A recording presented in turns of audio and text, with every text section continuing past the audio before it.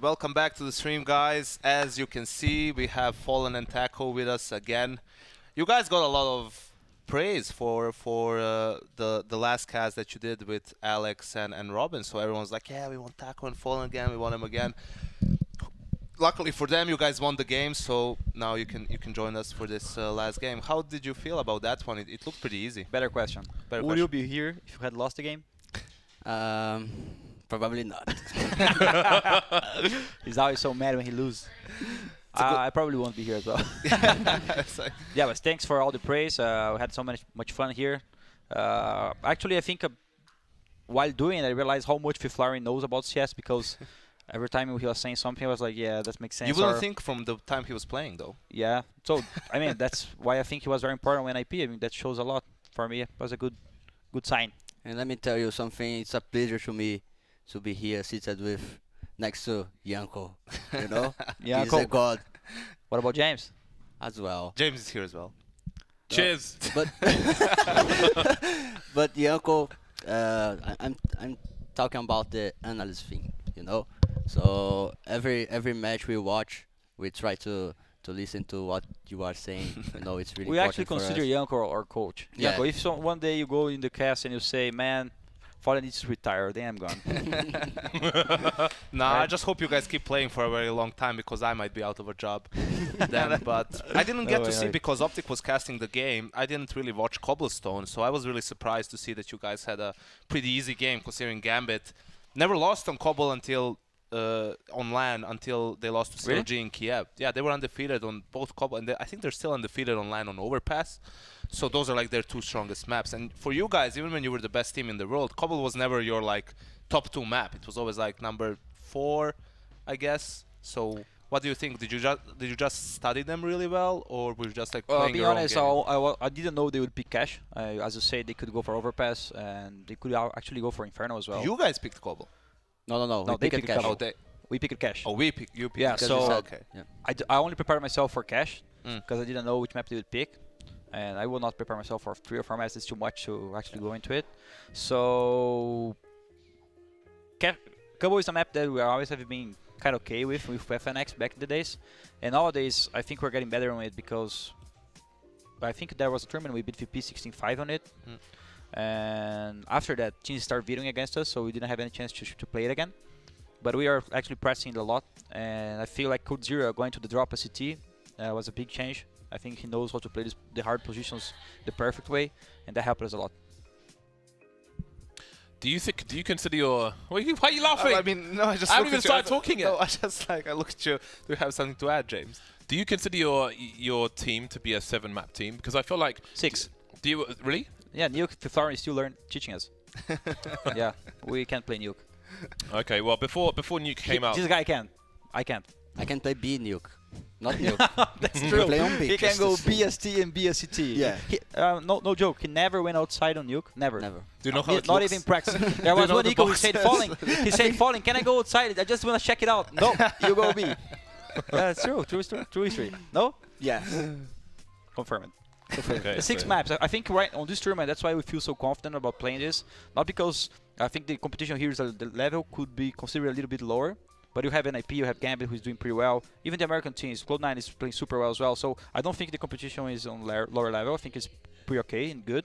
But I think this is the first tournament we come and we can play all 6 maps. Yeah. Let's pick one. And also every game is a best of 3. You have no best of 1. So that's where you also, get the advantage over some of these teams. Because sure, they might be looking good with their lineup, they might be playing well, but they still don't have the depth in their map pool. Maybe they're really good on like 3 maps, and this is where you can pick one of the maps which are really weak for them and kind of exploit that. So Yeah, for us it's like sorry. no, it's fine. I was preparing ourselves. We got really a lot of work in all maps. So we're like, okay, so now we have all of this. Which one is the best now? We don't know. So we put a lot of work on studying and trying to even not changing the roles, but identifying some roles that we're doing not properly. Example for CTs, someone is playing too aggressive where it shouldn't be, and trying to have a better understanding of how we should play. And then after doing all of it, we're like, so now we need to check it out on LAN, which map's the best, because we don't know. So like we played Train yesterday, was our pick, and we are feeling comfortable on Train despite the losses. If you go for the history, if you go for the matches we lost, I think the last 5 or 6 matches in Train we lost. But there's a big change from the the last 4 and the last one. I think the last one we lost for Cloud9, they played on very different pace than every other team plays. I mean, they play very differently, and I think this caught us a little off guard. But I wanna test train again this tournament. Yeah, that's great. I mean, sometimes you lose them. For example, the game you had today against Cloud9, you beat them like it was 16-10, I think, in the end on Mirage. But the game felt like much more close than that. You know, there were a couple of rounds where you guys had a little bit of luck, like that round where you got the kill from Ticket on the guy planting through the smoke, through the box. You know, a couple of clutches as well where you guys basically made hero plays. So from their POV, it looked like they were making all the right calls. Yeah, they just couldn't, like when the exit, you know, when the 3v3 comes in, they couldn't close out the Yeah, round. I agree. Like, you can say that some rounds were based on a little bit of lucky. For example, this shot, normally it doesn't hit, but sometimes it hit. I mean, this was my only chance. I knew the round would be pretty much over if I didn't hit it. So I just tried.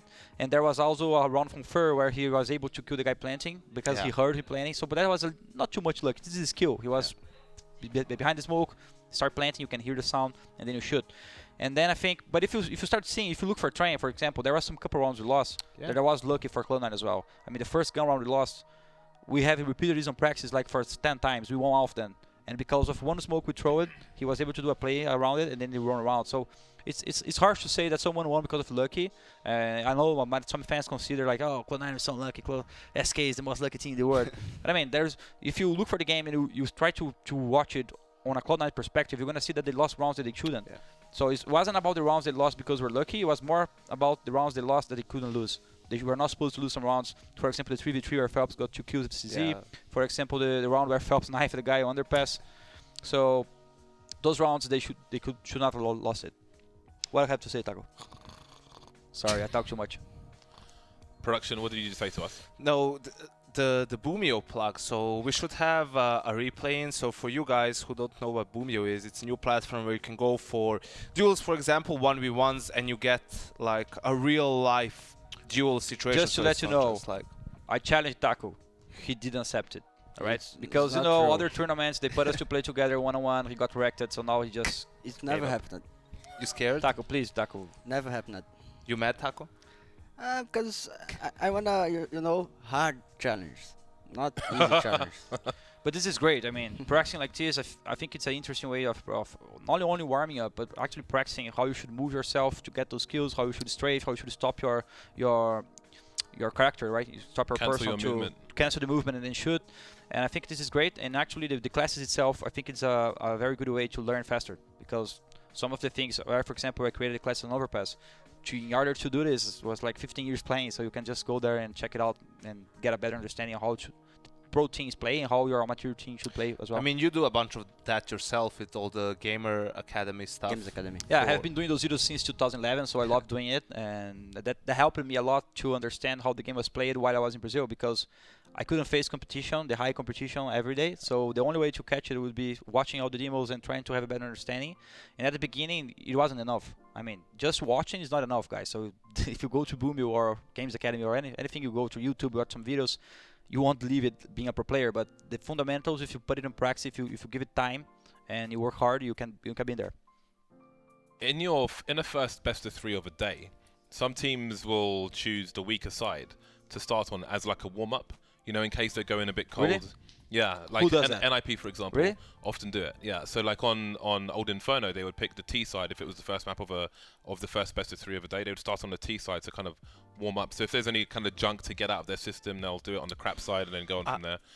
Do you guys ever do a similar thing? So the only counterpoint against that, in my opinion, is let's suppose your CT is so strong that they would not even play a CT because we're so good on defense that you make 14 or 13 rounds and then you could just finish as T.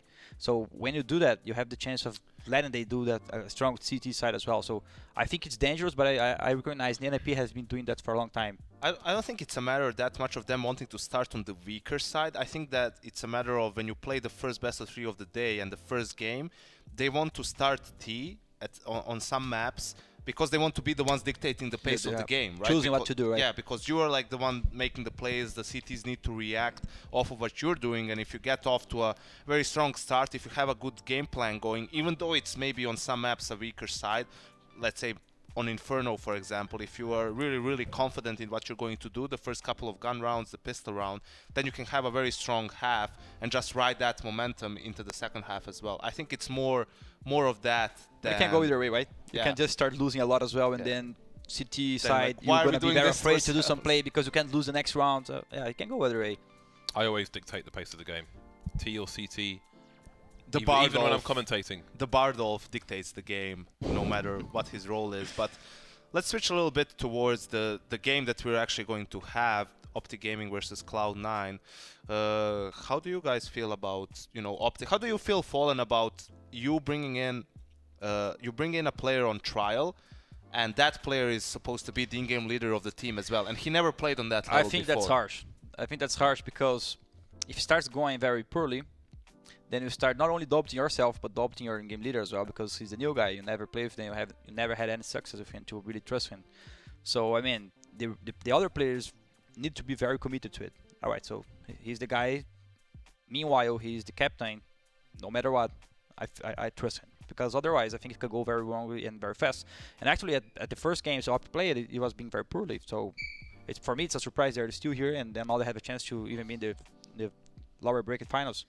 What do you think, Taco? I'm with you, my friend. I'm with Always, you. right? Always. Oh, Taco the wise, they say. Never doubt Fallen. I saw that you changed the name of your op. It was Drop for Fallen I was before. watching when you said that. It was Drop for Fallen. Now it is I Think I Learned. I think I learned. I think you actually. think wrong though. Nah, you did.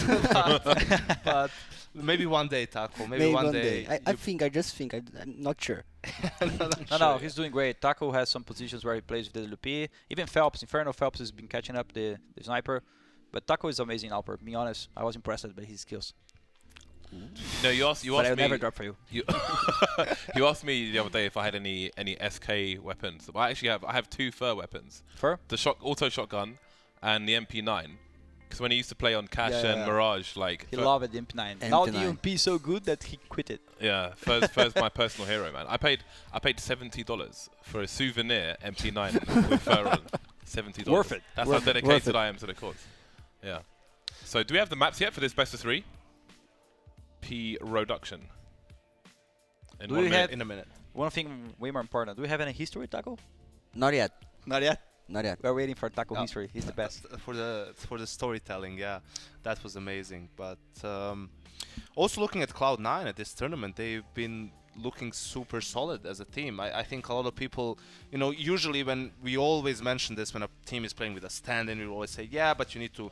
They're probably not going to be as coordinated, as organized. They're playing with a different player. But it seems like Brax just has such high game sense and Yeah. good That's understanding the of the thing. game that it's If no you problem. change for a them. player for someone who doesn't understand the game or doesn't play well enough, of course it's gonna be tough. But you add in Brax. I mean, no offense to Scaduro, but Scaduro is a great player to start with. But Brax is best player in Cloud9 right now, in my opinion. He never played with them. He just joins the team. And he's the best player. And what I think is it really surprised me is the fact that he has been playing on such a very not professional environment. When he played rank he's just playing pugging, and the aspects of his game where he has all the deep knowledge of some picks he shouldn't do, or waiting for the flash to really pick with the AWP. Some of the things that really made the difference for them against NIP, and to expect that from a guy who plays for fun, who plays rank okay, I can do whatever I want, I can just try to kill everyone. I mean, so this mentality on Brax is what impressed me most. Even on Rankcast, it's really easy to play with him. Every time I'm playing with him, it's really easy. He's a really good player. He's always playing the right way. So Brax is a He's insane. insane. It's Dude is crazy insane. how good his team play is, right? Because sure, you can be a very skilled player individually. You play pugs, you have very good aim, very good game sense, and that's great. But pugs and Rankcast or FPL, they're not really about team play that much. It's No. about making plays yourself. And now him being But not thrusted, really. I think he's the proof that this is not true. How can a guy play rankcast like this and do all the right plays, ask for flashes, play on a team play environment, and then he doesn't. You don't see him doing mistakes. Like you don't see him doing like pug things. Yeah, I think it's a testimony more to himself, to Yeah. him as a player, like how like good he is at understanding the game and always making the right move, rather than just being the fact that he played in Rankcast. It's that there he also honed his team play. Yeah. It's mad that he's literally just taking all of Skadoodle's roles as well. Yeah. So he's not an AWP opponent, but he's taking all the AWP roles, and He's fitting good into at his it. team. Yeah, for me, Swag remembers a lot of Kudzira. He can do everything. He can do any single role. He can play with any single weapon, and he's good on it. So, for example, today, I was watching the game against NIP, and for example, Draken was boosted as T, and Draken, instead of asking for a flash and picking Z, he tried to do it for himself. He died. Rex was boosted for like 15 seconds, waiting for the right moment for a flash to come, so he could do a safe pick, and that was different. I mean, he got the kill. Draken was dead because of it. So I mean, those kind of things and this kind of experience, it's amazing to think that Brax has it, meanwhile while not playing too much, and that's why I think he's an insane player. And while doing Skadoodle things, I think he's a little bit more aggressive. I mean, Skadoodle is a very good AWPer, but he doesn't chase kills. He doesn't often get the first kills. Swag went 2 rounds in a row getting kills on Squeaky, and then a third round went to Big B. So I mean, he changed the pace of the game as a CT player, and that's why I think Cloud9 is doing super well with him. And actually, he's not main Alper.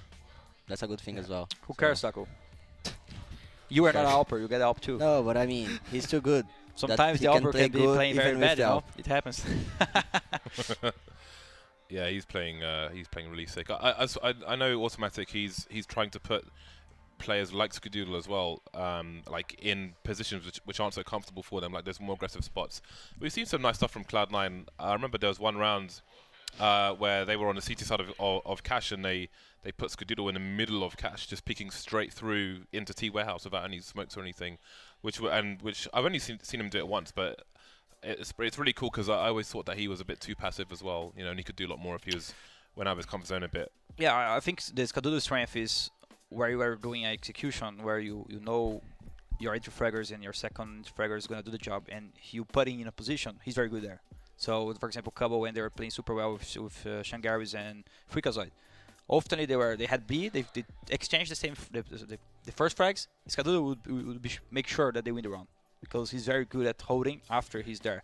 But I don't think Skadoodle is great at finding the first picks, and that's something he should be working in, because that's a part. It's like a job of an AWPer as well. Similar to JDM, you feel like JDM is the same type of an AWPer, right? Yeah. Doesn't really go very aggressive to find the openings, but when you take the site and put him in a position where he can like fight the retake, he will more often than not, at least when he was at his peak, he would like secure the round for you. Yeah, just to add something a little bit so you don't get it wrong, doesn't mean that because he's not aggressive, he's not good. So, for example, I am aggressive sometimes, and there are other times where I'm very passive. But while being passive, the thing is what we're doing. A lot of times when I'm passive, I'm doing something for the team. I'm smoking something, I'm flashing something, I'm making sure that they can get something. So if the AWPer is just being passive without creating anything or not even supporting, then it might be a problem. So the AWPers, sometimes I think they lack a little bit of sense of how they can support the team while not doing something as an AWPer. So what were the maps? The maps were Cash. Oh, did we see them? Yeah, they were on screen. They were on stream. There we go. Thank you. Cash, Cobble, and Mirage. So Cash picked by Optic, Cobblestone by Cloud9, and Mirage will be the decider. So Cash to opening map. That'll be a fun map for AWPing on, that's for sure. Cash is looking very strong for T9. But when it comes to these American duels, it's very hard to say who's going to win, be honest. Yeah, because you thought that Liquid was Yeah. a big favorite in their game against Optic, and still Optic managed It's to like they had their beat numbers, them. right? You can't really say, oh, this team is better, they're going to win. It's never like this when I think Cloud9, Optic, and Liquid are playing. Yeah, and they know each other so well, and each other's tendencies, and so on. But I think this, like, even on Cash, despite it being Optic's pick, I would still favor C9, because for me, on Cash, it's super important for you to be a very, very dynamic team, right? To be able, on the CT side as well, it's almost like a mini T side. You need to be able to fight for map control there. It's Squeaky, main, B, right? You always need to... A lot of movement too, Yeah, right? you have to move a lot. You have to react to what the Ts are doing. And it feels like Cloud9 right now, with Swag instead of Skadoodle, they are super good at just being very dynamic, aggressive all over the map. And even though Optic does a decent job at it, I don't think they're at that level of being dynamic. So Yeah, this is starting. we'll see. Yeah, I think part of that is going to be Jason's inexperience as well, but perhaps he's getting some help with the mid-round calling. And indeed, it's Jason with just a diffuse kit. So I don't know if he's got money in the hole, because they're all USPs. So, okay. I suppose he Threw the smoke mid. Okay, there we go. So we've got a two-man boost here from the CT side. Bomb still in a passive position for Cloud9, being carried by yours truly, Swag. It's an opening kill for Stewie. Just spotting the next CT. Will he go for the kill there? There's a flash from his teammate, but they're not going to pursue it. There is time for the CTs to rotate some extra help as well. So Mixwell may become bait for somebody further away to get a kill with a USB. And they'll quietly back off. The T's now leaving a lurker towards B, but most people heading towards A. And there's still a fair amount of grenades here on Cloud9. 2 smokes and a Molotov as well. We've seen mollies on Cash recently on the pistol round going towards Quad.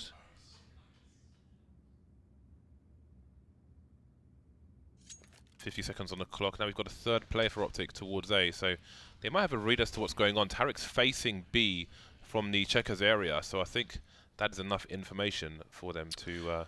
I feel like this is where Automatic, yeah, he's faking B right now, and it is actually forcing a rotation from Optic, so this is looking very, very good for Cloud9. Now when they explode towards the A bomb site, Naf gets 1 kill from the MEK position, but gets immediately traded. Mixwell gets the second one, 3v3, but the bomb is down, and this is looking favorable for C9. Yeah, nothing's pretty tagged up. Jason still carrying the kit, and all 3 CTs are here. No smoke for main, no flashes for main. There's a decoy on Tarek. You could try and use it as a fake, perhaps. Nothing, perhaps flanking around the forklift. There he goes, caught out though. Jason closing the door, that's an option gone, so they can just focus on the main door. All facing at the same time. Now it's down to the 1v1. There's a kit onto Mixwell. He's got no angle, no cover though to defuse the bomb. Swag just shoulder peeking, just making a nuisance of himself, wasting time, and surely it's too late. Now it definitely is. Pistol goes to Cloud9. I think a good moment from Swag was right at the beginning of the round when he realized that they threw a smoke mid and he was covering boost. But very important aspect of how he played it was like, okay, you guys can boost, I just want to make sure that I see you, so you know they were detected and I don't die for you. So he knew that it was important for him to just get information without dying. He played it perfectly, so that allowed Steel to get the first kill inside mid. Mixwell's got the UMP. Forced buy from most of the players here on Optic. So it's unlikely to be an AWP at the beginning of their buy rounds. I think Rush might have some money in the hole. He's gone Deagle, no armor. Automatic, I think, is waiting for an overextension. So we've got 3 rifles and 2 UMPs. Reasonable utility for Cloud9 on this anti-force buy round. They actually also have, Optic has a sort of a stack towards A. They have 3 players in the site, and also 4th player up on Hideaway, so there's only 1 player towards B. This is something you don't see that often. With teams force, they don't really stack. So is this something that will catch Cloud9 off guard? They still have 3 Molotovs actually, decent amount of utility, and this is where we will see. I think that even with a stacked, with the correct use of your utility, you can still win the round fairly easily. So let's see if Cloud9 makes actually good use of it, if they clear out Quad and MBK with those Molotovs. Smoke on short will eliminate some options. And there is 1 CT forced away from the cover of the forklift. They'll take it in the face. Mixwell and Tarek remain 2 versus 4, and they've both got, well, no, Mixwell's got a rifle, which I think he's left for his teammate. So will they go for a save here? That was very well played by Cloud9, and I think NIP tried to do pretty much the same thing against them during the game and lost the round because they tried to do it too fast. They went aiming too fast, like rushing, and then trying to throw out everything too fast, and then suddenly everyone from Cloud9 was super close to aiming and they lost the round. So the pace is important as well. The strat is good, but when you do it, it's important too.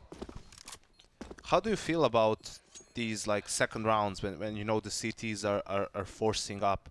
Do you prefer like playing a default, playing slow, or do you think you can just group up? Because as I said, I don't think like the CTs stack that often at the beginning of the round. So you even going like fast somewhere and making good use of your mollies, you can still have a pretty clean round. Yeah, on our team, I think we prefer, Taco can say a little bit about it, but I think we prefer playing more on default because we can check it out what they're doing. And maybe we can trust that our aim is going to be able to detect it and not even detect it, but kill some of their players. When you stack and you just rush into a side, there's the risk. They can be doing something there differently, or they can use a proper flash or proper nade, and you can die. So I think it's safer, right, Taco? Yeah, what do you think? it is. It is really safe. I like the safe way. You like You prefer Yeah. default, safety right? first? Yeah, You always default. use protection? Tell Dan what you did when I told guys, let's rush B this round, equal round. I said, no. Yeah, that's No what I rush say. B, guys. Don't push B. It's Because not he's the safe. No, entry actually, fragger wasn't and he you. has to go in first. You know, please no, I don't want to die again. Oh, it's happening. James, we might have a James, problem. What the hell is it's going on, happened, James? James. Well, 2 people have died. And there's not much else going on right now. guns have been collected by the CT side. Door very politely being closed. Don't leave doors open. Could be a draft, you never know. Just like you don't leave the toilet seat down. Minute 10. Can they do it? Yeah, do you think CTs have it? That's the question. Well, they've got 2 Molotovs. They've got flashes as well. So there's ways for them to try and breach one of these 2 sites. They've got time, but they need to gamble on one of these 2 sites. Speaking of which, Optic now with 3 people towards A. You see that there are suggestions being made towards This A. is very smart from Stewie. He picked up the second Molotov, and now with a smoke and 2 Molotovs, Optic thinks there's at least 2 players there out of the 3. They think it's A, and they actually left the B side completely open. So Cloud9 outsmarting Optic in this round. And now they get the bomb down and have a 3v5 retake situation, which is still very, very doable for Cloud9, considering there's no utility or armor on most of Optic's players. They've been sold a fake handbag, and it's come apart at the seams. Optic looking for refunds on the B bomb side. They're stacking up though, but the problem is 2 of these 5 players have Kevlar. The rest of them are going to get cut to ribbons by pretty much anything. Nice headshot though from Mixwell. No kit on these players, so do they want to save these rifles? Do they want to go for it? Do they want to try and wipe out Cloud9 since they can buy in the next round regardless? Shroud looking for the second frag. Spots both of them now. Stewie can try and cover, but both these, well, Stewie is on all of 2 HP. So at least for Optic, they'll eliminate all of Cloud9 and maybe save some rifles as well. That's good enough for C9, right? 3v5, they won the round, and I think the main mistake here was done by Tarek. Yeah. No matter what, you're the solo player, you don't leave the side until someone dies. Yeah, it was really smart from Stewie, but I would never rotate. Yeah. I'm the player, I would never rotate. That's a very fundamental aspect of someone who's played solo on side. I mean, this is very important. You don't rotate with 5 guys alive for no reason. Even if they throw 3 things, you don't rotate. And he's also the guy who has armor and a Galil. So even alone, 1v3 in that side, he could have done a lot of damage. 1 kill would be maybe enough. And it was 1 versus 2 actually, because Shiu was A-man. Yeah. Optic with control of mid early. I think they might have been spotted playing close. That's Jason under the boost and Tarek's in the vent position. So we've got a 2-2-1 setup at the moment, although again there is a quick rotation between mid and B from Tarek. So we see the slow boost coming in, Swag playing the skadoodle position. He will have the green meanie. Oh, Tarek is very exposed, but he's still going to get the kill. No trade. Oh, spotted. He's out in the open. Can see Swag re-peeking while the cooldown of the gun is there, just to keep a track of what's going on. But now it's 2 players down for Cloud9. No answer back yet. Optic barely touched in this round. Nothing looking for openings, but it's his face which will be opened by the gun of Nafly. Last 2 players in main, and they have a lot to do to stop Optic getting their first round on the board. Very slow peek from Stewie, and he's going to get taken down. So death by paper cuts in this round for Cloud9. T-Swag looking for any potential boost position. Someone jumping up the diagonal piece of wood on defaults. That's a reasonable range to no-scope someone at forklift with the AWP, on a side note. I mean, you were the witness, James. There's, with a simple 1v2, there's no unreasonable range for you to no-scope, but That's also true. I feel like Mixwell has been playing so well this tournament after that initial game. Even though he hasn't been top fragging at times, it just feels he has a lot of impact every single game. He's a very good player. Oh, Rush cannot reach the gun. So Cloud9 no one can reach him to throw it to him, so his pawn is ruined. Cloud9 did a great job of salvaging that 3v5 round anti-eco, but because they lost all of their players and now they lost the first gun round flawlessly, they're forced into a Tech 9 buy, and it seems like they're going for that A smoke execute. That is a very... So Mixwell can be in a tough spot here depending on their use of utility, and he does decide to reposition. They're going to play for the retake, and this is the best possible Smart, right? option, yeah, against Tech 9s, because they are banking on the fact they're going to get a couple of kills close range. If you play for the retake, you have still they have 3 incendiaries and a Molotov left Optic has, so the retake will be pretty straightforward for them. But we see Rush actually is in quad right now, and he has action coming his way, James. And he's completely blind. That is a free AK. And now there are going to be issues with this retake because that is a strong weapon. No smokes post-plant, but there's still a fair amount of flashbangs on the T side, all alive as they make it into the site. And again, there's an AK which has been thrown to Shroud, which has been thrown to Stewie 2K. Smokes from the CT side is going to try and eliminate some of these angles. We've got a flank coming in as well, and they continue to drop. And there is Swag making his way into mid, and all of a sudden it's Mixwell versus 5 on versus a Tech 9 buy. All thanks to a flashbang. Rush. There is no reason to be in the bomb site. You play that spot, right? Yeah, I play. I will be on truck as well in the highway. We have this setup against. I'm telling you my strats. Oh, Taco. Oh my god. Can't play Tournament cash. is not over yet. Dad, please take Yeah. notes. We have to video cash Take tomorrow. notes. So there's no reason to be on COD with an AK. So Yeah, the thing is, when you put yourself in the side against a force round, you are actually putting in yourself all the risk of the round. And what happened is he molly door. He think he has time because of it, but he doesn't because automatic just run through it. And then the perfect flash comes in, and then they have AK. So was totally Rush's fault, and a good play by S9. So you could say his positioning is giving his opponent opportunities to win. Exactly, Yeah. exactly, yeah. you can't give this opportunity. Because with a good execute, even with Tech 9s, it's very easy to get the kills and get into the site. The problem is holding for the retake. That's why a lot of the teams just play it super safe. They wait for the smokes to clear, and the T's won't have utility left The to same, fight the it's like retake. the same thing Cloud9 did on the NT eco, going in man and mollying everything. They would do the opposite. They would go smoke coming man, molly fork first, then you're gonna go molly quad, couple kills, and then you trade and defuse. That's it. Ooh, what a grenade hit him in the chest. That is so bad for Cloud9. It's great for Optic though. Over 100 damage. The damage on, I think, Shroud and Automatic. That is monstrous, man. Rush might be having a look into main to see what's going on. Or where is he? Yeah, Rush has made his way to the locker area, looking to jump someone who heads in that direction. Swag on the high ground, but Mixwell is absolutely ready for that angle. Great positioning from Mixwell there. Holding only that boost onto the white box. Those are sound cues as well, those flames. Well, for both teams now, the sound cues. Jason caught up, and he is going to be eliminated. So that's an open B bomb site, Nafly outside. But there's a man advantage for the CTs, and there are 13 seconds to plant this bomb. It's being planted. They don't have 100 HP between the three of them, James. They don't. There's some maths mid-round from Yanko.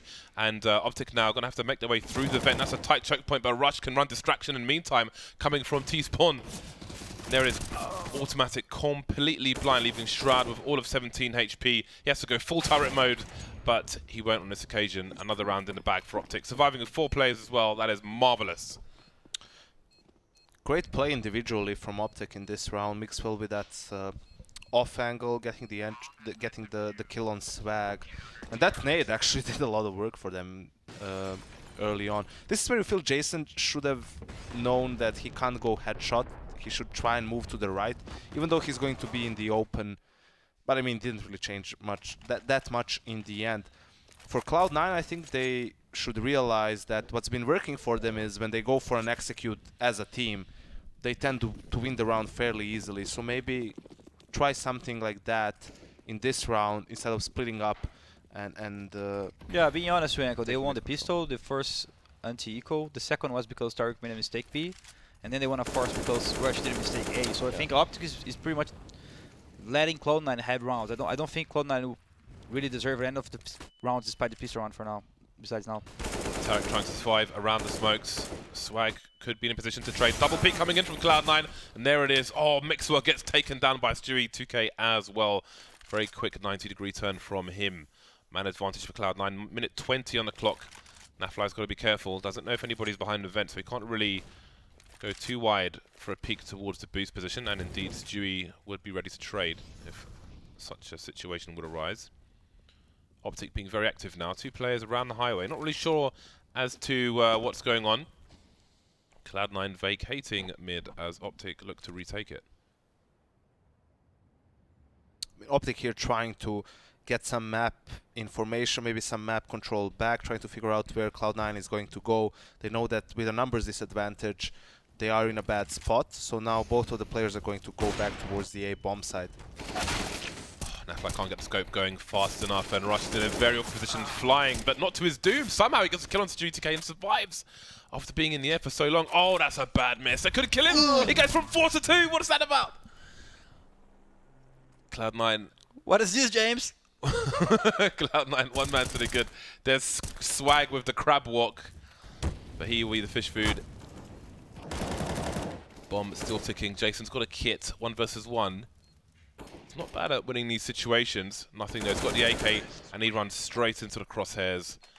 Cloud9 back to winning ways. Optic get reset again. They can't string rounds together. It seems like Sui doesn't only run through smokes, he runs through fire as well. The same thing that happened on the round. Rush was caught off guard on quad. They thought the molly on door would hold in for a little bit more of time, but it didn't. But that one was way better for Cloud9, right? They got into counter, got 2 kills there, fall back, play together as a team, execute properly. Their one was well delivered by Cloud9, they played super well. I mean, this is just how CS works, right? You said it yourself as... Okay, I thought he was going to get more than 1 here. You said that they won a couple of rounds based off of Optic's mistakes rather than Cloud9 doing something super well, but because of the fact that they won pistol and they've always kept pressure on Optic's economy, they get a couple of free rounds, quote-unquote, right, against pistols, and they have a way bigger lead than maybe you would expect. Wow, those are a couple of sick flicks from Jordan. Loads of Molotovs into Cloud9, but none thrown into What's the A happening, site James? there. What is this, James? Well, we're 3 HPs, one with 2 James. We're about to find out, guys. Swag now. Time to clutch it versus the meat shots from Deagle's Mixwell. In fact, Mixwell's Deagle. Even better. Dixwell. If you like. I mean, if that works for you. You could call it Dixwell. I'm out.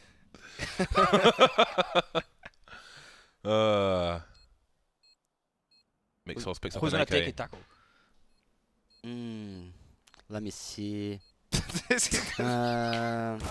think Mixwell. Oh, Jesus, Taco. Mixwell gonna get it. He plays so safe, even trying to guess something. Yeah. Perfect. Like, they're gonna meet in 1 second. He's like, I have to think about this one, boys. Let me think. Another eco, James. Indeed. But Cloud9, like, they bought loads of utility and they didn't really use it going into... They had the smoke down, but there's no Molotovs. Rush was on quads. How did it go wrong? What was that? Yeah, it's insane. Damn. You, in the words of Dan, filthy Doyle. That was But indeed, nice. you see Rush took Shroud down before that. Yeah, just no mollies to flush out those players. This game's like a roller coaster. Everyone is winning the craziest rounds. I feel like Taco doesn't like roller coasters. I like. You do? I do. Damn. And let's see if Rush do the same mistake. No. Oh, he's smart guy. He's Smart smart, Taco. See? You have to learn fast, right? They heard. 1 highway, 1 truck. Let's see what happens. Probably just wrote, let's do the SK setup. If they lose again, I'm gonna laugh so much. What am I gonna say? Well, the bomb's down. Swag has got an AK-47, so we'll see if they can do anything. They've still got a smoke, so they can still re-smoke that position around the corner from Car, and that's going to be a huge problem for the CTs in this reset. Look at the position of Swag. That is crazy. The bomb's down, and Tarek's just waiting for it. He knows these players. He knows they're looking for it. And that smoke has disappeared now, so the retake is on. Flashbangs galore, but it's 5 versus 3, make it 2. Shroud and Automatic left. That bomb is still ticking. Automatic's got a HE grenade. Can it be the money grenade, though? No Jesus, opportunities. That was a class of 5 guys alive. That was the flawless last round. round. Yes. Easy backup. Good CS. They learned it. It was a bit close in terms of time towards the very end, but still you can see obviously the difference between the round where Rush was in quad and he died, and now where you see a patience, you see the patience from Tarek first yeah. to wait for that boost Yes. spot, then also Mixwell and Rush just holding, because you know, like the T's know that they're at a disadvantage. They know, they feel pressured to try and make a play. You saw that flash in towards CT, even though the player peaked and the CTs were flashed, you still can't many get people. all the kills. There's too Too many many players people, yeah. there, right? So I think Brax did this Brax needed to be a little bit more patient on the last 2 rounds. The round he was by the white box as well, he had 2 HP. Rush was there behind the E-box with 2 HP as well. And Rush knew that someone was flanking mid.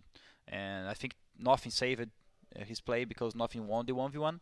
But that would be the second round. Brax was not patient enough on being this lurker guy. And this round, as you say, Tarek was flawless. He knew that the dirty job would be done on A by his teammates, and all he had to do is cover mid, and he did it perfectly. That was the highest impact kill of the round, because if Tarek dies there, then Optic has to worry about mid. You know, they're gonna spend more time trying to clear that out, maybe send an extra player towards Z instead of CT. Maybe then the player who gets flashed in gets a kill. You know, the round can get much more chaotic. That's the fun part about CS. The 2 rounds that was decided by 1 kill. This round by Swag and the round on A because of Rush being on quad.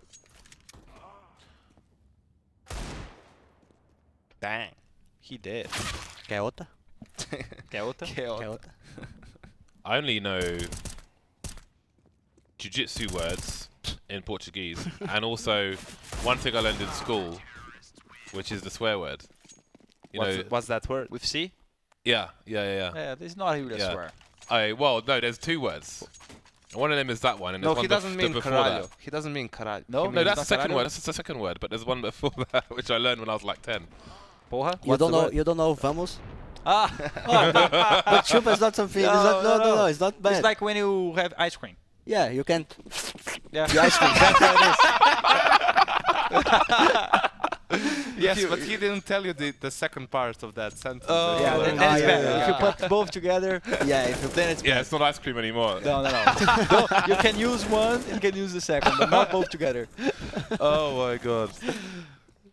We see some Portuguese early, lessons with SK. This we is see awesome. some early aggression here from Optic. They got control of A main. They smoked it off. And now they're backing off. Are they? It seems like they wanted to boost the player up on the shroud. Yeah, they're going to do that after the smoke. So that's going to force the T's to, you know, really meticulously clear A main if they want to go towards A. And Optic is just going to play passive after this. So C9 hasn't really been going B this half in gun rounds. That's why Optic is trying to make the read and have 2 players there. Mixwell with a very, very ballsy Risky, angle. right? Yeah, Risky. if a player picks him from it, now he adjusts. I The think- problem is if someone bait from mid, right? Then he's dead. Yeah. Yeah, I think he knows that Stewie fired the bullet to try and cover the sound of him dropping down from the boost. So he's looking for a peek, but that could have been a lot more dangerous. But still, danger lurks in Stewie. Got the angle for Forklift, not going to work out for him though. Now Mixwell still got the angle for his teammate, but he's been taken down. That's Tarek. Pops from Squeaky Door, where Shroud is standing, and now we've got big problems for Optic. Mixwell choosing to push. Difficult to hold the angle from the car if somebody's going to be Fork even above that smoke. Makes a play, doesn't work out. This could be a save from the CTs. 2 versus 4. Maybe the noise was the problem. Falling back was okay, but making all those noise really allowed it to lurk there. Just concedes the position for Mixwell. So Jason and Nafly there's not really much they can do in this situation other than die. Jason's got 6,500 in the bank, so he may be looking to make life expensive. You see, it's worth him trying to get these picks. I think you can also say that his rotation was pretty bad, right? Because if you have someone over the top of this box, we call it Shroud, right? I think they call it Shroud. Yeah. Highway is the main concern, right, for this player, because he can easily kill someone from Squeaky, can easily kill someone from A-Man, but You should go Highway, to the bomb site maybe. yeah, he should go to the side and hold Highway. Yeah. That would made his teammates' life way easier than going to truck. There is a kill. I feel like the timing was also a little bit unlucky for Optic, because Mixwell was rotating. Tarek couldn't really hold Highway from there because he can get shot in the back from door. So they just lost too much control. Yep, for free, right? Yeah. Cloud9 didn't do anything mid. This was based on and only Mixwell rotation. Optic was trying to bank on the fact that they threw those smokes deep main, and then the Shroud position would be something that Cloud9 wouldn't expect, but in that case you need to hold middle. You can't give away both middle and main and hope to defend against an A split. It's very, very You can hard. with the right setup, right? With truck now. Yeah. Slow start from Cloud9 in this round. Just keeping most of the normal map control. You see now that they adjust slightly. They have Rush actually in A main aggressively getting information and trying to keep control, but C9 this round finally seems like they're going to go for a B split. Ooh, Mixwell, I can only assume he moved before shooting because he didn't touch him at all. At least according to everyone having perfect life.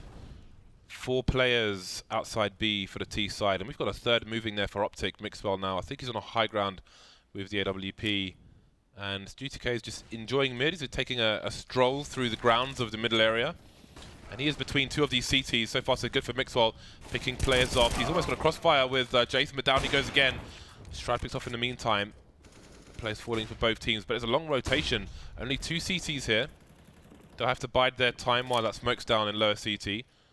Bomb planted for the checkers area. Mixwell trying to punish any repositioning. Ooh, Swags will take a big grenade. He is very low. 2 flashes on the CT side. 2 flashes and 2 riflers. The timing. That's a save? No. Still some time. They've all got kits. But I think 1 kill either way will determine. Tarek gets picked off, and it might be a save now because things are getting rough. And indeed, they're backing off despite the return frag. Mixwell's got to be careful. 24 HP. Just holding the angle in case it gets chased, but now it's time to escape the bomb blast. So here goes pretty good hint for everyone who's going to play Cloud9. The next match of this tournament, including us. Mostly of the strategies Cloud9 has been using utilizes Stewie as being a distraction or lurking somewhere. Like when you played the Inferno, every time it was A, he was doing something B, even entering B. Now they were going B as 4 players, was playing mid. So it's like a group of 4 players doing something and Stewie gathering information or distracting someone else.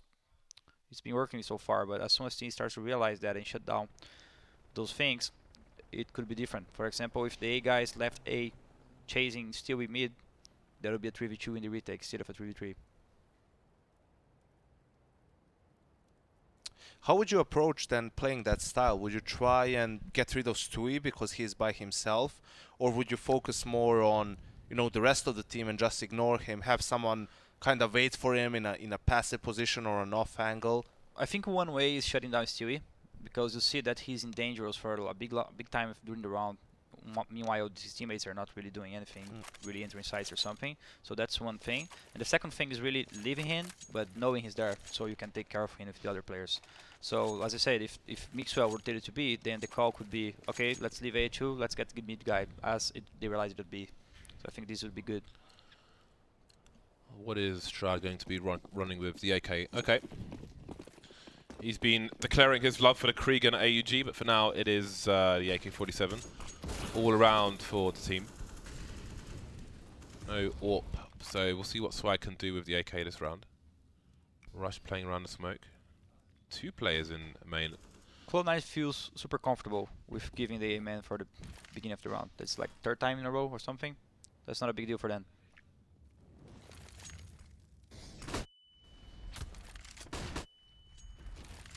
Okay, so there's a mid-take from the T's. Yeah. You feel like A main feels to an extent like drop on Cobble. You can hold it in the beginning, you can be aggressive and hold it, but eventually you're going to run out of utility, smokes and incendiaries, and I then don't the feel T's can comfortable there. retake it. When it's like 50 seconds, 45 seconds, I don't feel, okay, I'm just going to hold it and it's enough. I don't think it's enough, so I don't like too much the idea of playing A main every single time like this.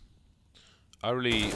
Ooh, that is quite the risky response, and it's going to cost them a player in return. And now they know that mid is still in control. We've got smoke punches all over the place now.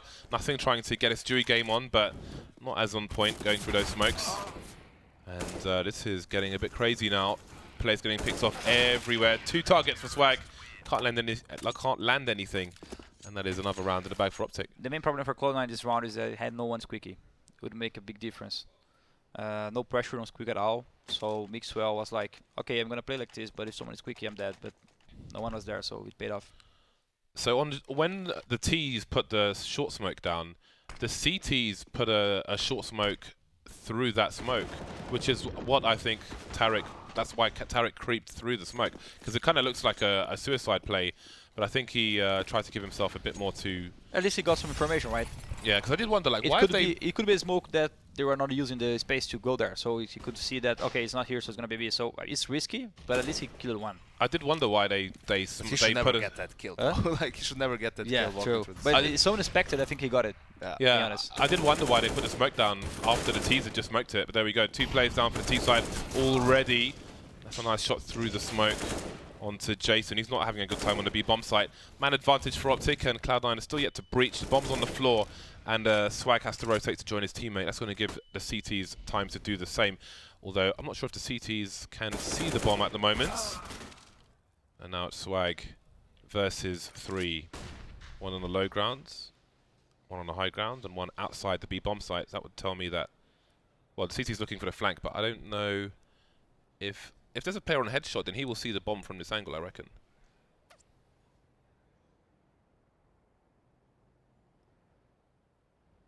I think from headshot you can't see, but from this position, yes. You can see how much respect Yeah, they're yeah. giving Swag. They're all playing super passive. They don't want to challenge him head on. Okay, now he's made his position known, so maybe, yeah, you can see the rest of the Optic players rotating towards B. But you know they don't want to risk it, giving him a chance to have any duels and make this into a more favorable situation. Yeah, for the only way himself. Swag can win this is by CT is doing some mistake. If they just stop playing, they will win it.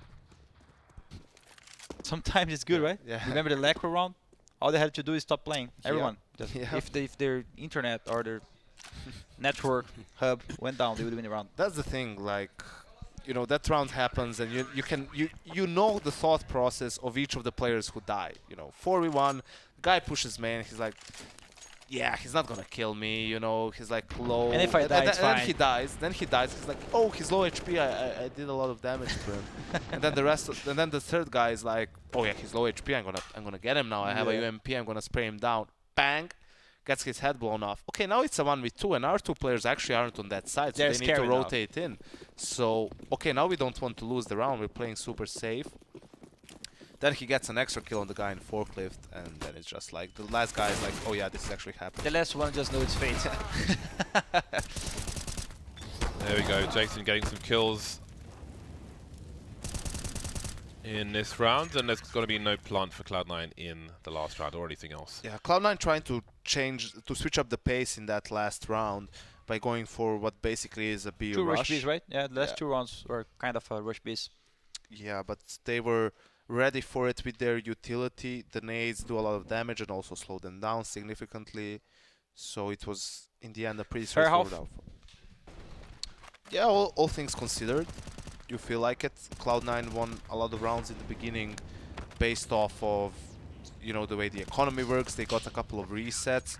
Optic did manage to readjust and still win the half in the end after being down 5-2. So Mixwell with 21 kills in that half. And nothing, he's top fragging for his team, but more than that, he got some really nice shots in that half. it's also interesting to know that Automatic, who's been their best player for maybe the first 4 or 5 months since he joined the team, now that he's the in-game leader, he's only on 4 kills, basically. So it shows you how much he has to adjust, like, you know, abandoning his individual game Have to you an ever been extent to a game lead leader? the team. Yanko? Yeah.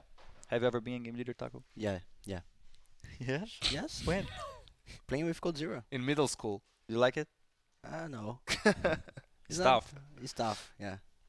I've been the in-game leader and the opera in the same time, so that's why it was pretty insane to me how you could do it at such a like high level, to do both of those, like be the in-game leader and also be like one of the best operas in the world, because both of those things require a lot of your focus at the same time. Yeah, that's why I need a structured chain. I mean, Yeah. if I'm trying to organize something that's not organized, how it was last tournaments, first, if you could take some things in consideration, it was very tough for me. Yeah. Because I don't know where to put myself every time and all those things.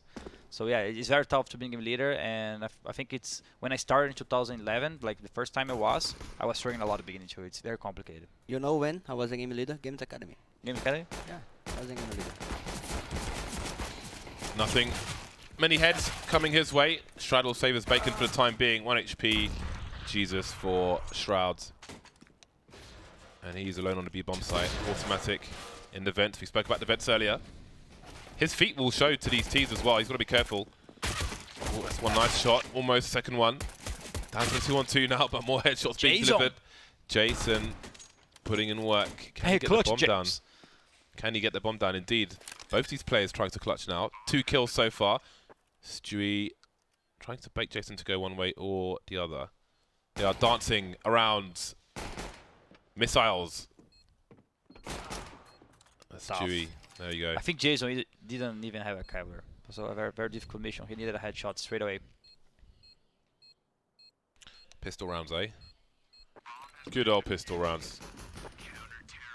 Welcome to the clutch. That's a good spray, Taco. I will get one. You like to, what can I say in English? Like when you beat your opponents, you like to show them that you beat them. So maybe you can try this one. You like to teabag the corpse. You like to like Shoot knife their heads. shoot I the. do Yeah, shoot their heads. That's even his on specialty. practice. Yeah. He Even shoots on the heads. practice. Too bad you don't clutch that off. When Taco, oh, that was brutal. Toxic. Taco. I would shoot your body. Toxic, Yeah, Taco, if you ever play, you be aware. Gonna be covered in sprays. And maybe some urine. You know, never pass. Make it Never a pass. party, The water's James. got some piss in there. Make I it don't a know. party. 2 smokes on Optic. Will they try to get a bomb plant with mostly pistols? They'll be looking for damage as well. But the second smoke, Smart Stewie, Taco. He's much Stewie. yeah, he's backing that ass up. Does not want that gun, even if he dies. Now to he's be trying to hunt some. Fragger vehicles. Stewie? Yeah. Oh, Rambo Stewie. Reddit Stewie? That's why players has Depends. has. It's very tough to understand. Players have actually. That's why players have good stats. I don't do this kind of yeah.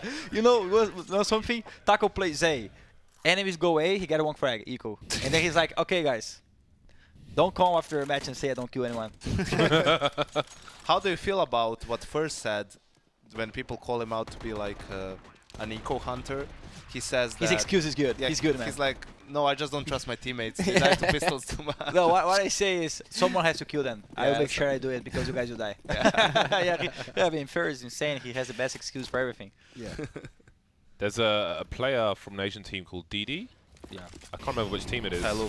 Yeah, I thought might have been. But he's like, I noticed that he racks up loads of eco frags. Anti-eco frags. Just calling out a player for no reason to be an eco cobra. Nice, James. He's not even in the tournament, is he? Well, often on Dust 2, but that's out of the map pool now, so you know. We'll see how he does in the new Let's map see if pool. he can adjust and hunt ecos on other maps as well. He'll make sure he can. Why not? So, is it Swag? Is he in Squeaky Door? Okay, he's in front of Squeaky Door, which is open. He likes it a lot. I wonder if Tarek can hear a scope from that position, but there's no way he can It's figure hard out. to detect, right? Could be quad or Yeah, even exactly. NBK. Yeah. It's interesting for Optic to run the slow default style, but not to have a player in Squeaky. Yeah. Usually you have a player there for It's control. called missing taco. Where? Door. Door? Oh yeah. Well, if Swag has kept scoping while the smoke is down, it might be a clue. It could be a clue. Optic, 40 seconds remain. Cloud9 still has 4 incendiaries. 3 now. Jordan through his own. And there's only 35 seconds. So they did a great job of saving their utility for the execute that's going to come in. Swag even smokes it up. Optic is in a terrible position right now, James. They're going to get shredded. Indeed, and if one thing goes wrong for them and that bomb gets dropped, then it could all fall apart. So no one covering Swag, that's a mistake. Automatic's blind, but he still gets the kill. The bomb is down in an exposed position. If the CT's push card, then perhaps they can stop it from being collected. But no, there we go. Tarek's going to get it. They've got flashes as well, the T side, Very good and game double, sense, you know, double the personnel.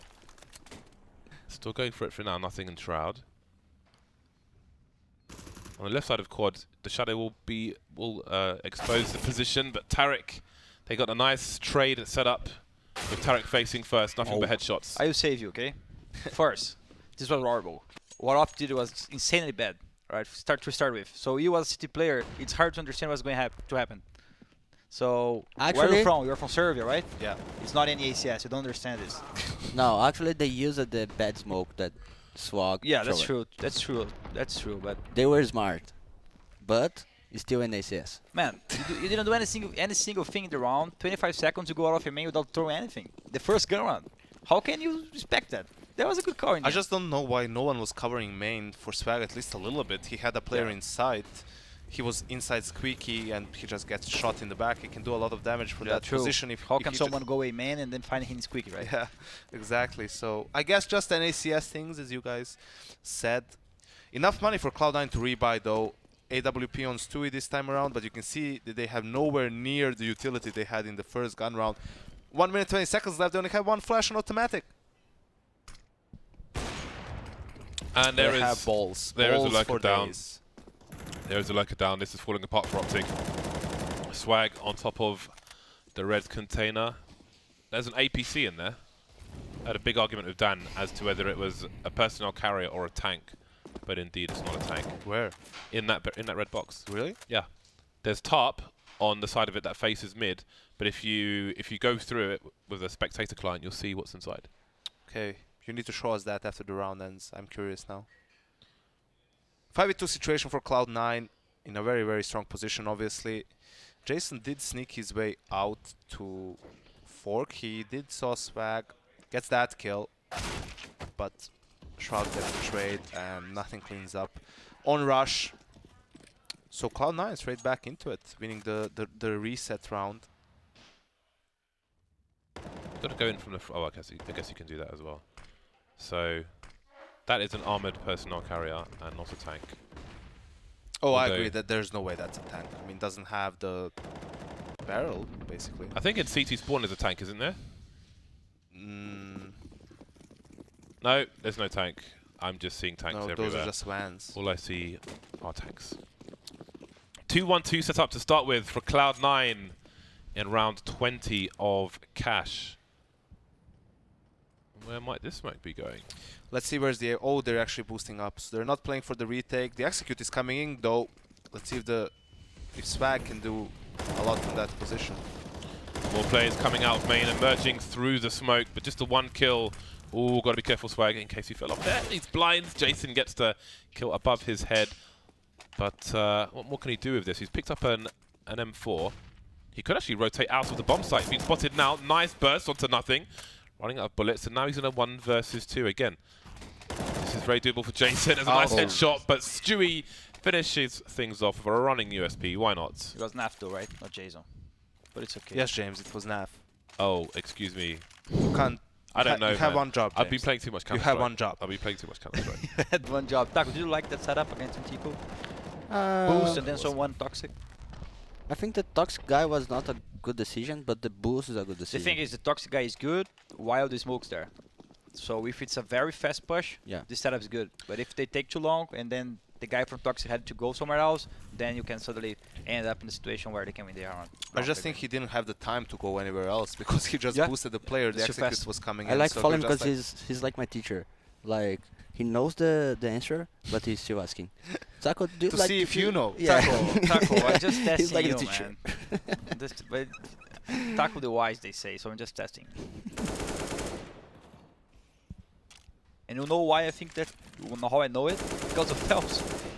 Every time Phelps played A, while the smoke was there, he was toxic. Yeah. Like maybe 16 rounds of 15. Like he doesn't train.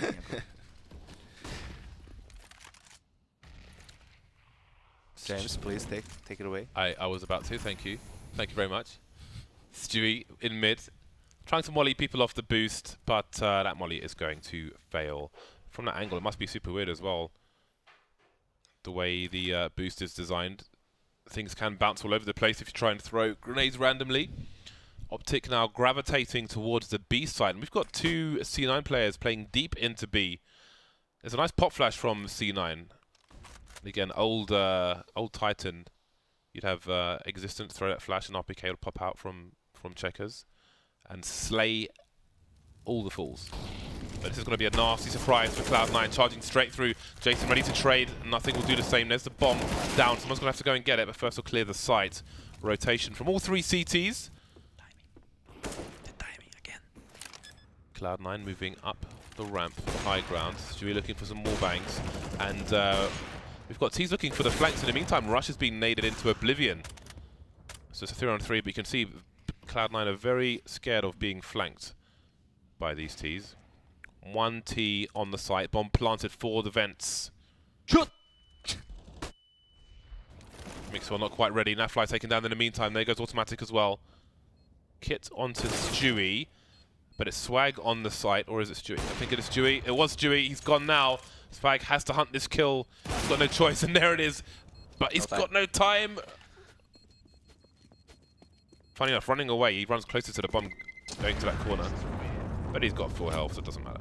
Did you like the reaction, Yanko? As soon as they mollied checkers, they just burst out. I think it was very good. Otherwise, they would be stuck there, I guess. Yeah, it seems like Shroud was caught in the middle of nowhere. It seems like after that molly, he wanted to reposition, but he didn't expect him to run through it. Same thing that happened to Rush in the first half. This is the third time that this happened, and this is a thing I have in my head sometimes because of being caught by it sometimes. When I throw the molly, I always wait like 1 or 2 seconds to see if someone's coming, because this happens too often. Yeah. You also feel as a player, sometimes you just feel it. If you're on the receiving end, right? You see the nade coming in, and then you know that the player is going to like maybe reposition or maybe pull out another nade, and you just push through it and you catch them off guard. Right, yeah. Exactly. Taco. So take notes, Taco. Every time you molly, 1 or 2 seconds, please. They can go out.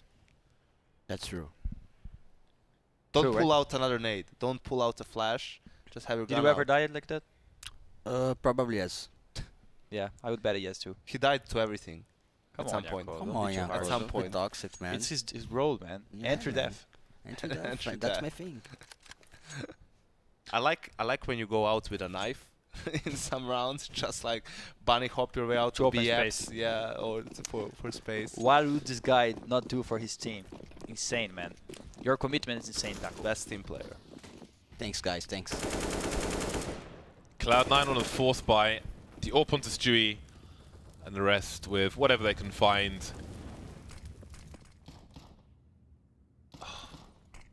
The decoy promised so much, but in the end, it was a decoy.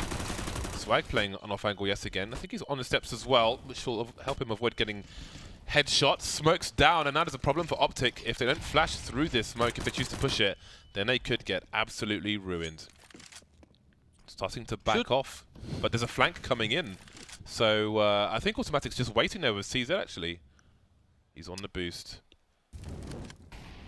Doesn't need to overextend, just needs to keep an eye on the proceedings. Cloud9 seems to have a good read that Optic are heading towards A. And Optic have one flash after that one. Out comes Swag again, just causing problems. I think we've got 2 plays on quad, so second could be a nasty surprise. And now Automatic's coming in for the flank, close to the CZ, but no kill for him. Still a man advantage for Cloud9. That AWP is still in play, but it's on a long rotation towards Car, and Shroud needs help now. Here's Swag though with the UMP. There he goes. There goes Shroud. Stewie alone versus 2. He's got the angle. There's the bomb down as well. He's going to reposition. If Mixwell plants default and makes his way towards Squeaky, Stewie's got an angle for it.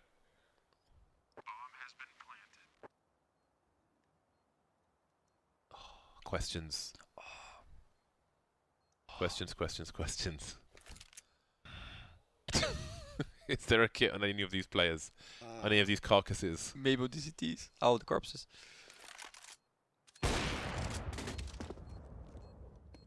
Does he go for the high grounds?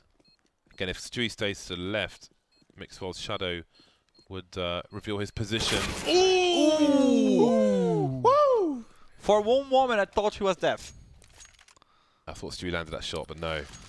Do you feel that in that situation, Shroud, after getting the first kill, he should just peek wide and die? Because he was like kind of hiding a little bit, Yeah. and then they just killed Swag, expecting to find Shroud. Exactly. And then they knew Shroud was there, That's obviously. what I because think of the kill. Taco would have done 100%. Guys, they know I'm here. I will die again, but make sure to get the next kills. Because the way Shroud played, Rush had 100% sure there was someone quad, and suddenly he kills someone who is not Shroud, and he's there, oh, one more. Yeah, exactly. Thank you. Yeah. Bonus kill. Honest pistols for Cloud9 now in this round. Boosting on default. Ooh, there's a deagle. That's not honest. That's dirty. Giving it to Swag. Now on this anti-eco round, after the initial grenades, we have 2 Molotovs on the T side. So we'll have to pay attention to how they're used. But Optic seem quite content to bide their time for now. They've got lots of time on the clock. Nafly keeping the B players honest. He's one of the Molotov carriers. He's suggesting a B player, and indeed the bomb is not far behind him. Spotted a player in the behind the box as well, closing in with Tech9. He can pre-fire. He's got all the bullets in the world. Pushing the site while he's on a reload. Maybe not the best idea. Getting the kill regardless. I like this. Probably saying like, you should have killed me. I was standing here reloading. I don't like this. I'm in bad fighting this. Well, hunting, eco hunting with the AWP. Definitely. That always scares me when the AWP's on his own and they risk losing it. All the run boost. Cameo appearance by Nafly. He's in the credits now. I would be so sad. This doesn't happen too often to be caught like that. You finally make the run Make it boost happen, and then right? you just die. Yeah. Yeah. So how do you approach like a game in this situation where you have a lot of rounds going back and forth in the second half? The score is very close, but neither team seems able until like basically just this round to kind of get a couple of consecutive rounds get it going, right? Yeah. Yeah, it's tough. Those kind of matches are. And a bunch of your buys are like not optimal. Someone has Yeah, a exactly. UMP or not enough nades. Ooh, beautiful. Just for the stream. Nice. I mean, that's one of the most tough ways you can end up playing a match, because you really have to win with worse situations, financially speaking. So the thing is, now they have a buy, they don't have that much of a nades, they have some, but you know it's not perfectly, but you know, you do what you have to do, Yanko. You don't think too much, you just play. Following the wise. What would Taco do? Taco? I press W. Press W. No, Taco, you don't. Please. If there's one who doesn't press W like this, is you. You make sure to don't be caught off guard. Play safe, you know that if you die with being... That's for sure, and helps actually. We have a full-on execute and Bo. Jordan still has an incendiary. Shroud doesn't. Got a flank coming through the vents eventually from the CTs. Will it even be needed at this point? I think it will be. Instant trade from Shroud. Nice stuff from him. That leaves Mixwell alone. And Stewie still being careful outside the vent. So Can he do it, James? I don't think... Well, let's have a look. He is rotating away. I mean, Stewie had an opportunity to kill him, but I think he's looking in mid. They weren't sure where the last player was. Now the bomb's being collected. Cloud9 may feel out of position, so what do? Do they go one person on one site and two on the other? Do they go 1-1-1? Do they go 0-0-3? Is he hiding, James? No. He's going for it. Yeah, if he goes main, he's going to be heard by Stewie. Stewie's going to hear him. No. He's going to hear him. He's not going to hear him from roof. I would- No way. I would have heard him. I would have heard him. I don't think so. I would have heard him. heard him. I have good headphones. Alright, this is doable now. I'm starting to believe. Is he going to run to car with his knife? Oh no! That's a bad mistake. What? Hashtag awkward. Oh dear. What? I guess because he didn't get shot from car when he was coming out main, he thought no one's there, but still kind of weird to run out with your knife. What would you do, Yanko? 1v3, you plant the bomb, you know Aid's clear, but they're coming. You know they're coming. What's the solution? I wouldn't go, if I have an op, I wouldn't go towards car because that's a headshot angle. It's very tough to hit with the AWP. Maybe. I would probably just... I can see his idea though. If he makes it to car, then theoretically his AWP is a laser across the entire site. But the only way to get it to car is the cities being very bad. Yeah, that's like one thing is not to hold A, but another thing is to not even be close to A. Exactly. You know? Yeah. So This was impossible. I think forklift is a position that you can strafe and. I think he could do anything he wanted to get the first kill. Then the 2v1 is a whole different history. But to get the first kill was very important to win this clutch. Maybe stay on site until he can pick someone the wall, come into side, or maybe even pick highway, like from nowhere, trying to get someone with the heads on toxic or something like that. Yeah. And then it's a different history. But that was a risky play. If they were not trucked, it would be good. But this situation would never happen on an official match, I guess. I think the problem for Optic started way before. It looked like a great round from them. Both players inside the site. You go for a full B execute. You can molly them out and everything. But I don't think their execute was... I think nothing played super well. Yeah, I don't think it was a good execute because nothing was in the middle of the site. That's the risk in the of middle of the executing. open, and he wasn't Look at that flashed. kill! That's glorious! There should have been a better flash. I love that kill That doesn't so happen much. too often. Yeah. That kill is—it's like impossible to to have a smoke cover that corner. Normally you'll see T stand on the lockers to look into quad from that position. Often find AWPers as well, like Kenyes will be looking through that, but not often you see it from the light above Squeaky. That is quite the counter. That's good. 40 seconds left. Optic now showing some presence towards B and moving towards the A site. Nafly going for some 1Ds in mid, but nothing doing there. 2 CTs deep in the A site. 2 Molotovs on Optic. The smoke grenades will give the CTs a slight second to reposition. There's a nice shot onto Rush. There's the bomb. Jason's fallen as well. Automatic can't find a headshot around the forklift. Now we've got Shroud moving towards car, and nothing's going to make his way towards highway. No grenades on the Optic side. Just going to be wielding the AKs. Oh, Nafly first to go down. No trade from Tarek. Oh, he's playing the information game.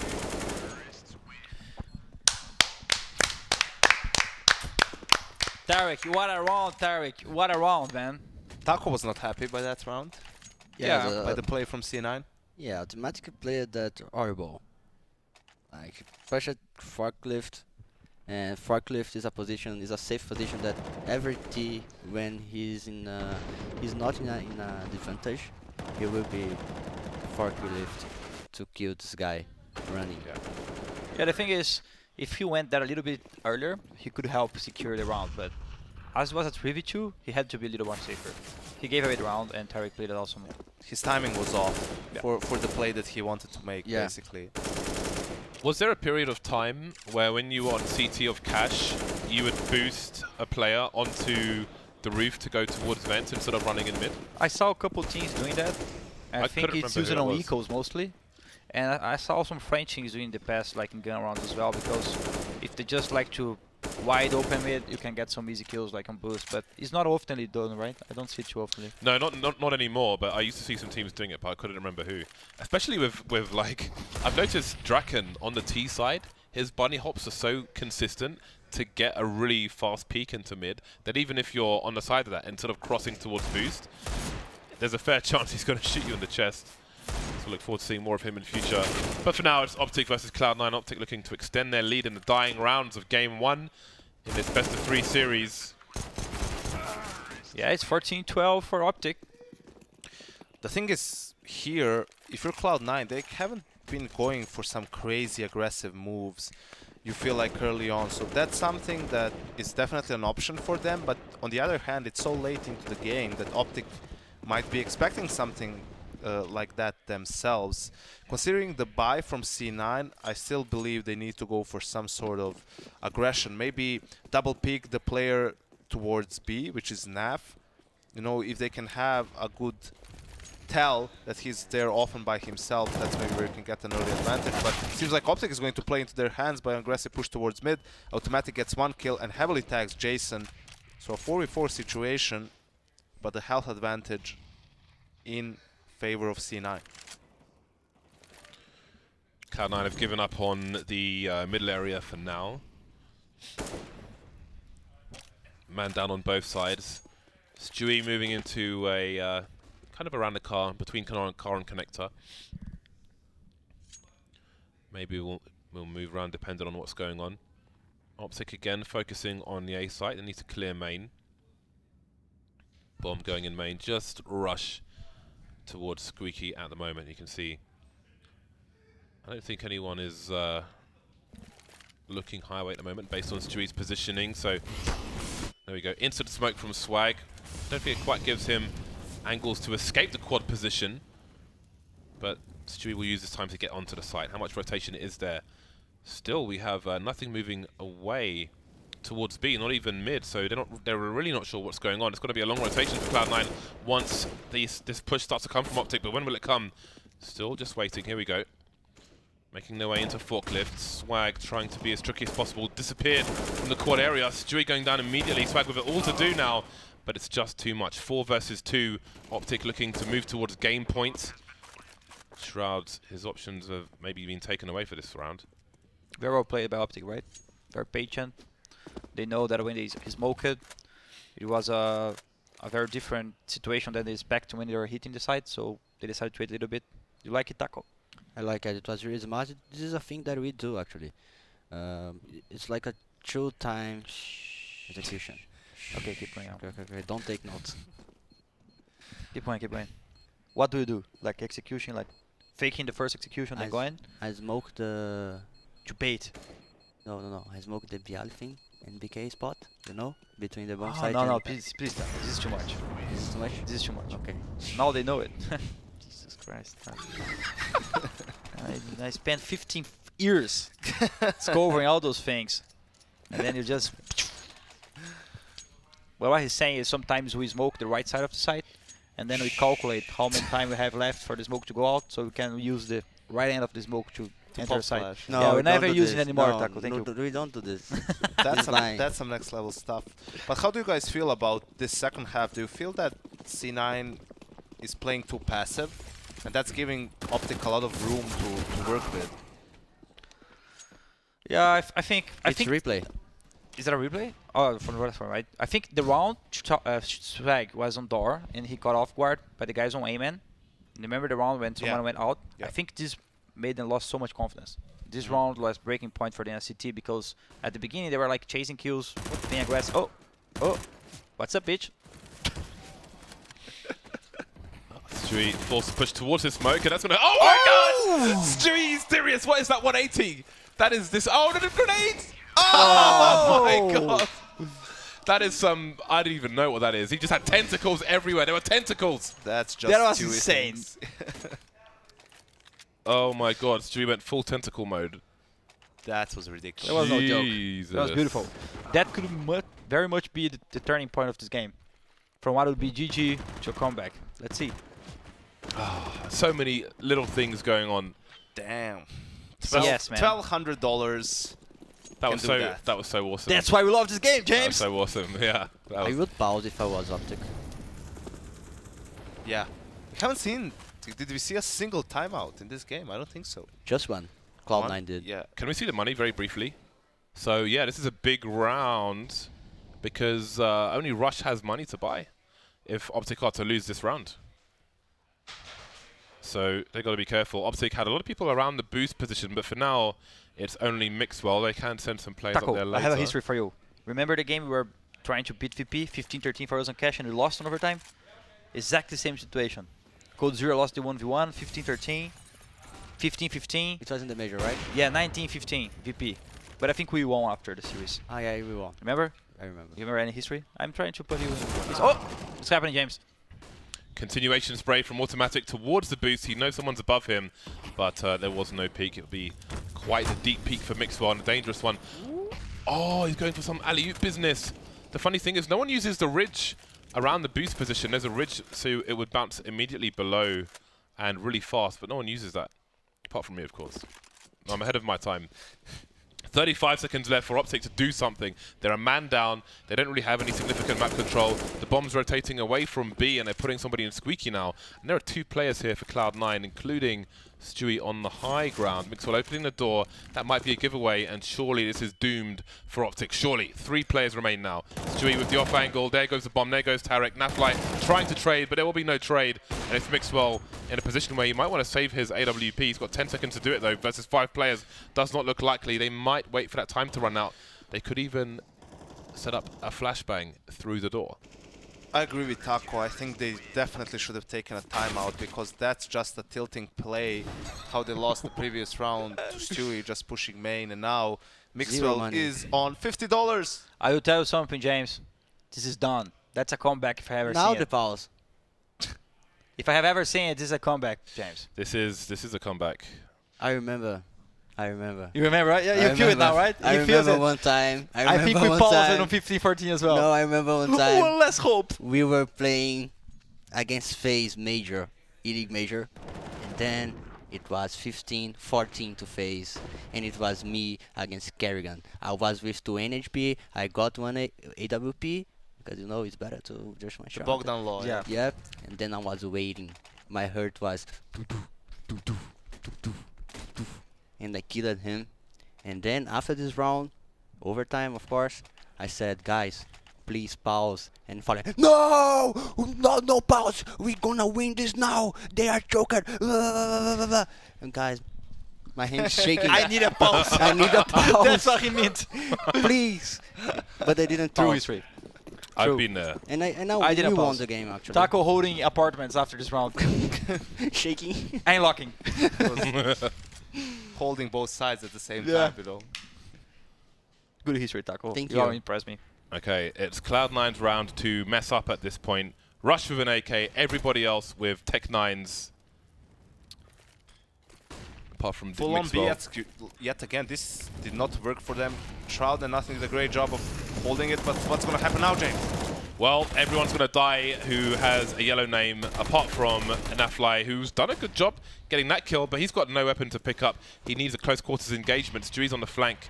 Maybe if he checks behind him at the right time, he could do something and maybe pick up a weapon. But here comes... Oh, that's awkward! He's put out a grenade! Oh, my God. Still alive for now, Nafly, but the game is up. The CTs can just reposition better and better. Life is tough if you're Nafly. I was trying to get him on the couch earlier, but he wasn't having any of it. He does, though, have a really nice keyboard. He's got a Philco keyboard. 2 flashbangs on Nafly. Is it doable? Oh! He had the close quarters with the Tech 9, but he didn't have the kill. I told you, James, if I have ever seen a comeback situation, that was one. And indeed, they have come back to overtime. 3 rounds, each half, $10,000. That round from Stewie was demoralizing, if that's a word in English. Yeah, demoralizing. right? Yeah. That's what it was. It was That's insane. why they would pause. Insane. They have to Demoralizing. pause actually. It's a round that hype your team up, Mm-hmm. that gives you confidence for the next move. It's like Code you guys have seen this before. It's like Code Zero, AWP, Mirage, Yeah. jumping It's shots. liquid, yeah. I already told his history here in the stream. I said Code Zero said after the shot. You guys have no idea what I did, but I know I did it, right? Something like that, right? Yeah, he said. And then we knew we would come back. In an overtime, when it's the first round of overtime and you go double ops, are you at all nervous at the risk of going double ops? Because if you get wiped out in that round, then Why would you be in panic if you have UMPs later? Why panic? it's fine, guys. It's fine. But I really don't like As that long as we've got call. $1,200. I really don't Let's like check that. UMP. Why would you panic? 15-12. I have UMP. Here I go. First one. Second one. What's up, pitch? Turns up. Oh, third bar. Oh, here comes the nade. 1 second. All right. Boom. Check it, James. You see? That's why you don't panic. I'm not the only one who's going to lose my job, James. You're going to lose yours as well. It'd be worth it to listen No to more, this. no more James and DDK. You're going to have Fallen and Taco. That's fine. I'll just go in the sea and be eaten by sharks. You're just going to play instead. Play some Yeah, matchmaking. I'll play. That's fine. Yeah, but We can swap roles. I don't know. I really didn't like that call in the last round from Optic, just going for that same set execute towards B, because that already got shut down twice. You know, why they're going like for third time's the charm or something. I feel like in a situation like that, you should have something, either a two-wave execute, where with the first wave you would kind of bait out their utility, the incendiaries that they throw, and then go in, or even do a fake, because you could see how quickly Cloud9 rotates in that situation. They know that you're going to be on a pistol round buy. They also killed Mixwell after time, so they know that he's going to be out of money. You know, you have to try and go for the ballsy play. This is like the safe call. Yeah, we have this execute. Let's go for that. It makes sense. We have Tech 9s. We can like run and gun and everything, but it's just not working against how Nothing and Shroud played at B bomb site. Yeah, I think the execution they tried on B wasn't really on point. And that's the problem. When you go B too fast, the CTs didn't have time to use their smokes yet. So they can't play against the mollies you're going to throw inside. So that's why sometimes, if you're a smart team, you can fake the first execution. They use their smokes, and then you re-execute after. That would be a very smart... Take notes, Taco. Maybe we can do this. No. No? Yeah, but there are players who always do that. For example, RPK from Envious.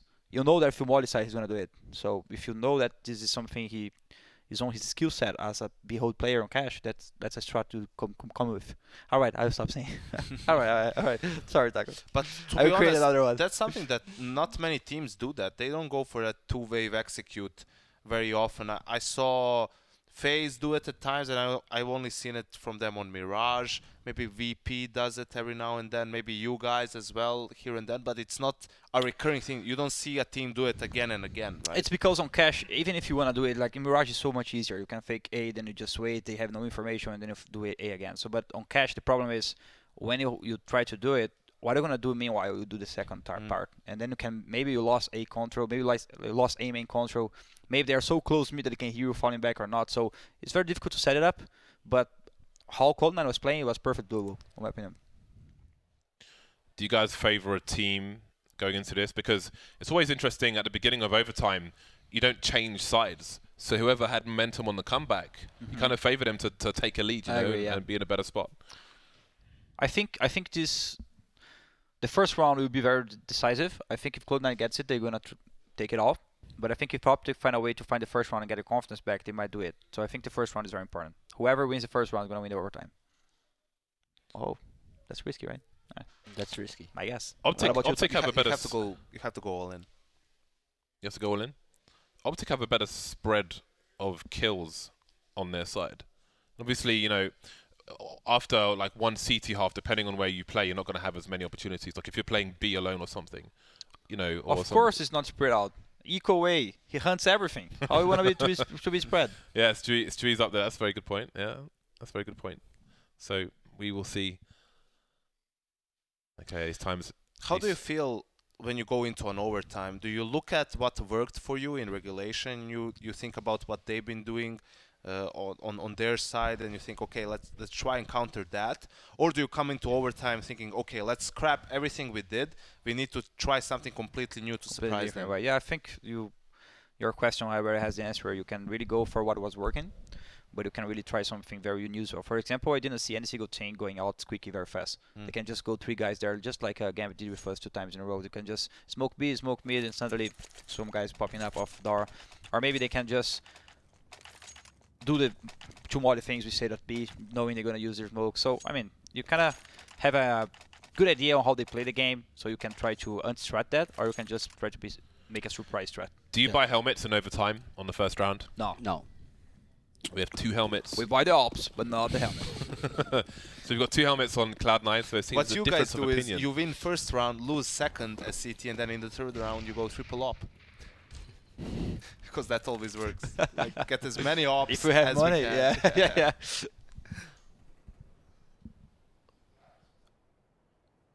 Okay, so we have a default from Optic. Jason with a passive angle on Squeaky. And Nafly got the names the right way around this time. Outside the B bomb site. So there's a grenade going towards the white box, and you can see that would land at the back of your head if you were standing on that position. Mixwell lighting up a smoke for Z Connector. And there it goes. So looking for initial map control, we see, I think it's automatic is under the boost position. And he has support from Stewie as well, so things could get hairy for Optic should they choose to push. I think that molly they sent kind of gives Optic an idea that someone's going to be close. It should at least. Yeah. Ah, yeah. Automatic will be forced from his position, or will he? Goes for a late push. And it's 2 kills for the CTs despite the Molotov and short and the Molotov under the boost position. They had the idea of what Cloud9 were doing, and they still come off worse for wear. 28 seconds now. Still Nafly looking towards B. Bomb's going to join them. Going to abandon the middle area, it seems. So no split through the vent. 19 seconds. There's only 1 CT. And Shroud, he's changed his position from normal time. That 1 molly goes down. And it's a HE rather than a flashbang coming through. Shroud doesn't win his duel. Nothing goes down as well. We've got Stewie pushing the high ground. 4 seconds, they can't win the round. Just stay alive and you win, Cloud9. Great shot. But no time, James. No time. Did Stewie get the kill on the bomb carrier? Yeah. Yeah, so that's like, you know, even though he was very, very low HP, he realized what was the game, the round-winning move. At that point, he just basically, you know, he's like willing to throw his life away. If he gets that kill, then it's worth it. And you see, that's what won them the round. They were out of time. I think the automatic kill on mid was pretty much decisive because they knew he was there. when he was able to get out of the smoke and kill one. I don't know how those guys do it. I can't do it, but they're able to get out of the smoke and kill people. It doesn't work too often for me. I normally shoot people in smoke. It's easier. Through a box. Through a box, preferably. Preferably. Why not? Does this word exist, James? Yes, right? Yeah, it does. Yeah. It's just funny. Preferably, I shoot people through a box and a smoke. Automatic holding things down once again, but Rush will trade this time. I think it's insane how many times towards the end of this game and in overtime, Automatic got a kill in mid when he was the only player there, and Optic was sending at least 3 players. I lost to a game take for mid. him like that. Not only a round, yeah. He made us go over our cash. Almost a lot of things, like 3 strats or a lot of things because of it. But was not just 1 kill, was 3 Yeah, or 2. those were bad last week. Got to be careful with that Tracer fire. Stewie finally emerging through mid, but he gets taken down immediately. Nothing.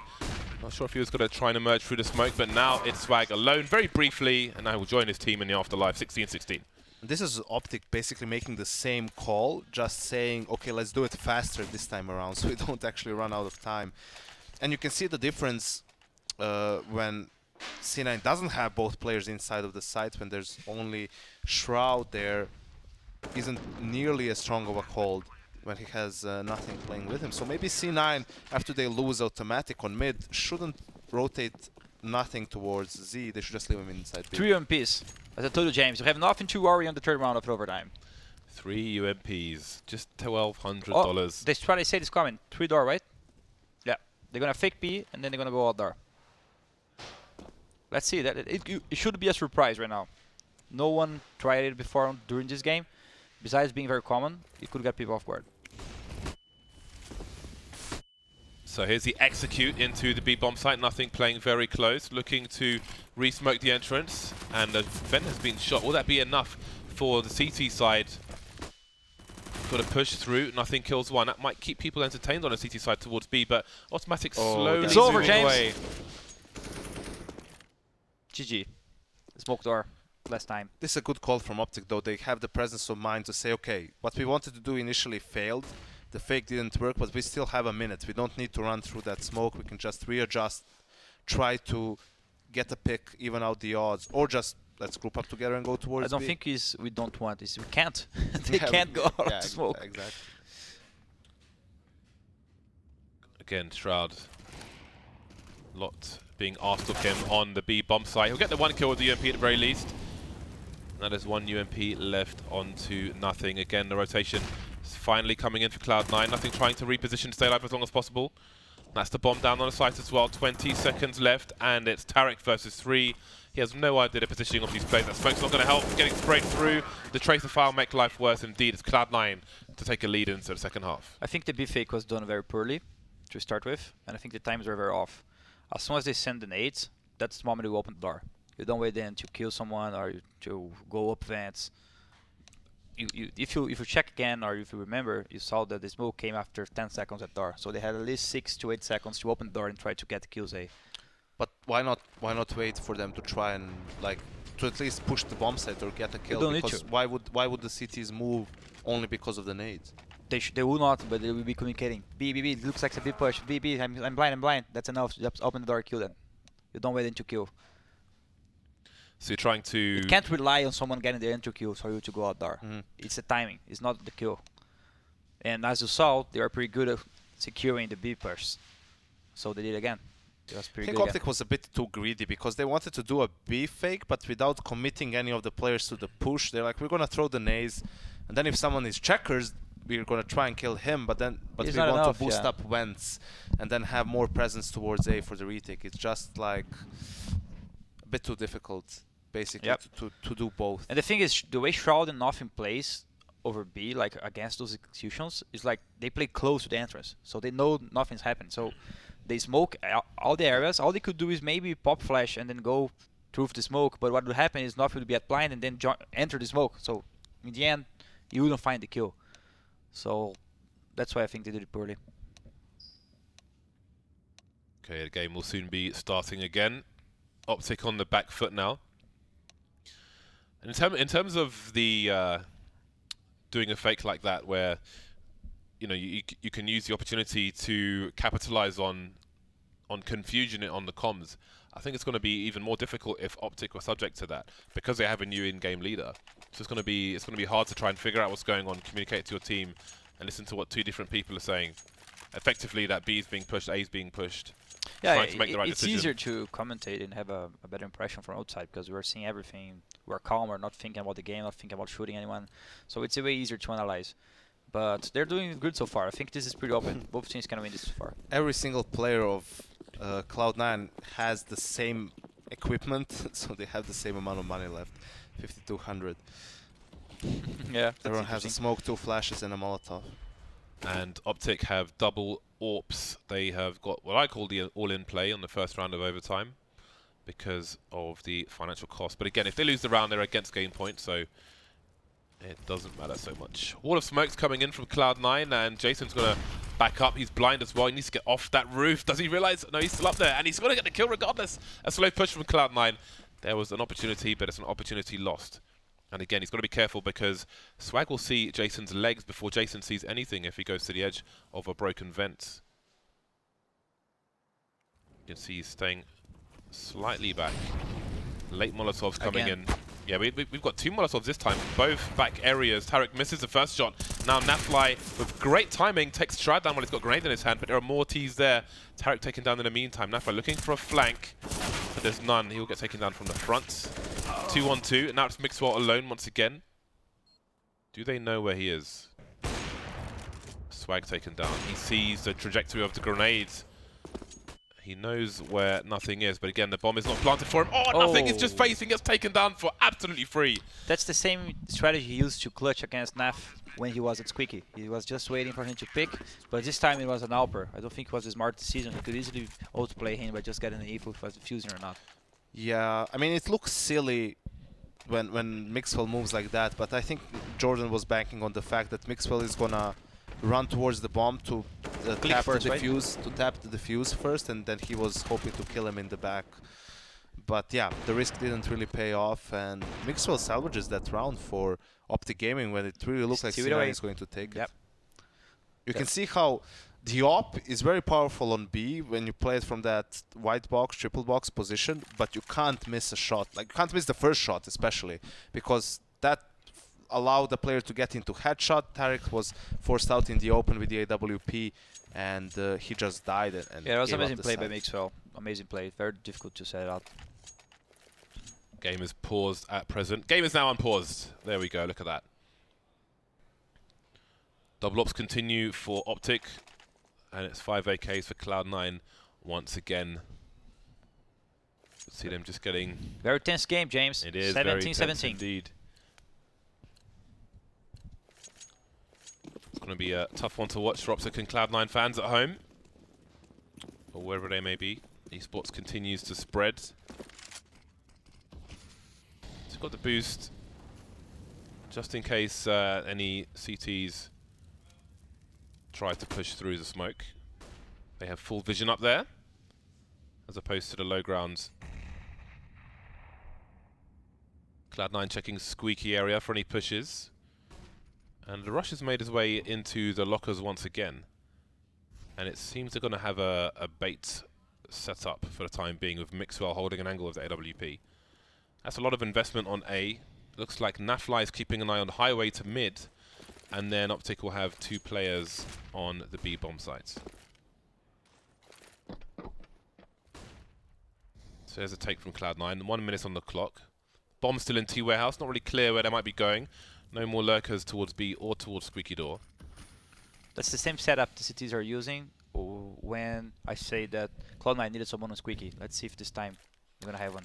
Seems they've rotated Mixwell perhaps to look at highway with the AWP, and then send Nafly to help rush out, then also deal with Squeaky should it be required. We also have Jason making his way to Z Connector. You won't see Stewie from that position though. But again, it's guesswork for Optic. 26 seconds.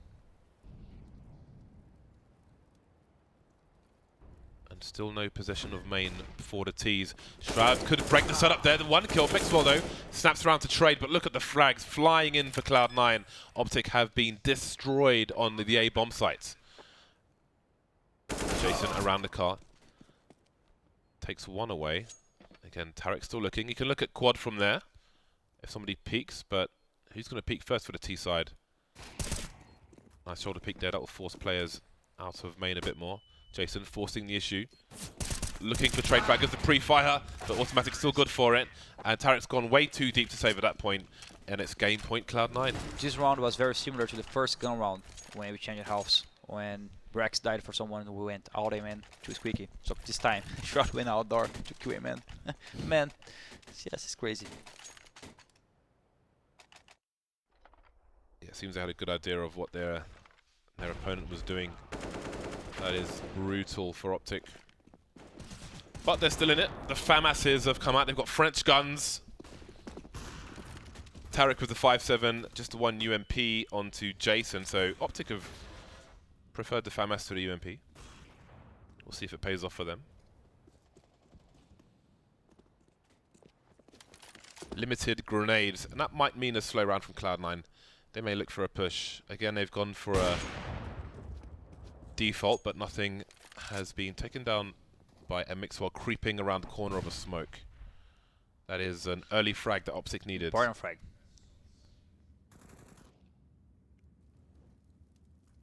Cloud9 looking to exploit the A site once again. Here we go. Frags, Molotovs to forklift to quads. Counter flashes will slow down the push of Cloud9. That gives the CTs a bit more time to rotate, but Rushi can't get the kill. Nafly on the site, continuation spray, two-man spray down for him, and now he's a problem. But again, oh, automatically, he can't even move to the left. He's got no cover. Second OT, James. 1 HP. Second OT, indeed. Nafly, 1 HP, Jesus. That's all you need. That was really awkward for automatic. And the FAMAS was worth it. Yeah, it seems it was. Yeah, thumbs up for French guns. The thing is, I didn't pay too much attention, but how he was squad after Turkey they mollied it. Maybe it was a bad molly because I saw automatic mollying it.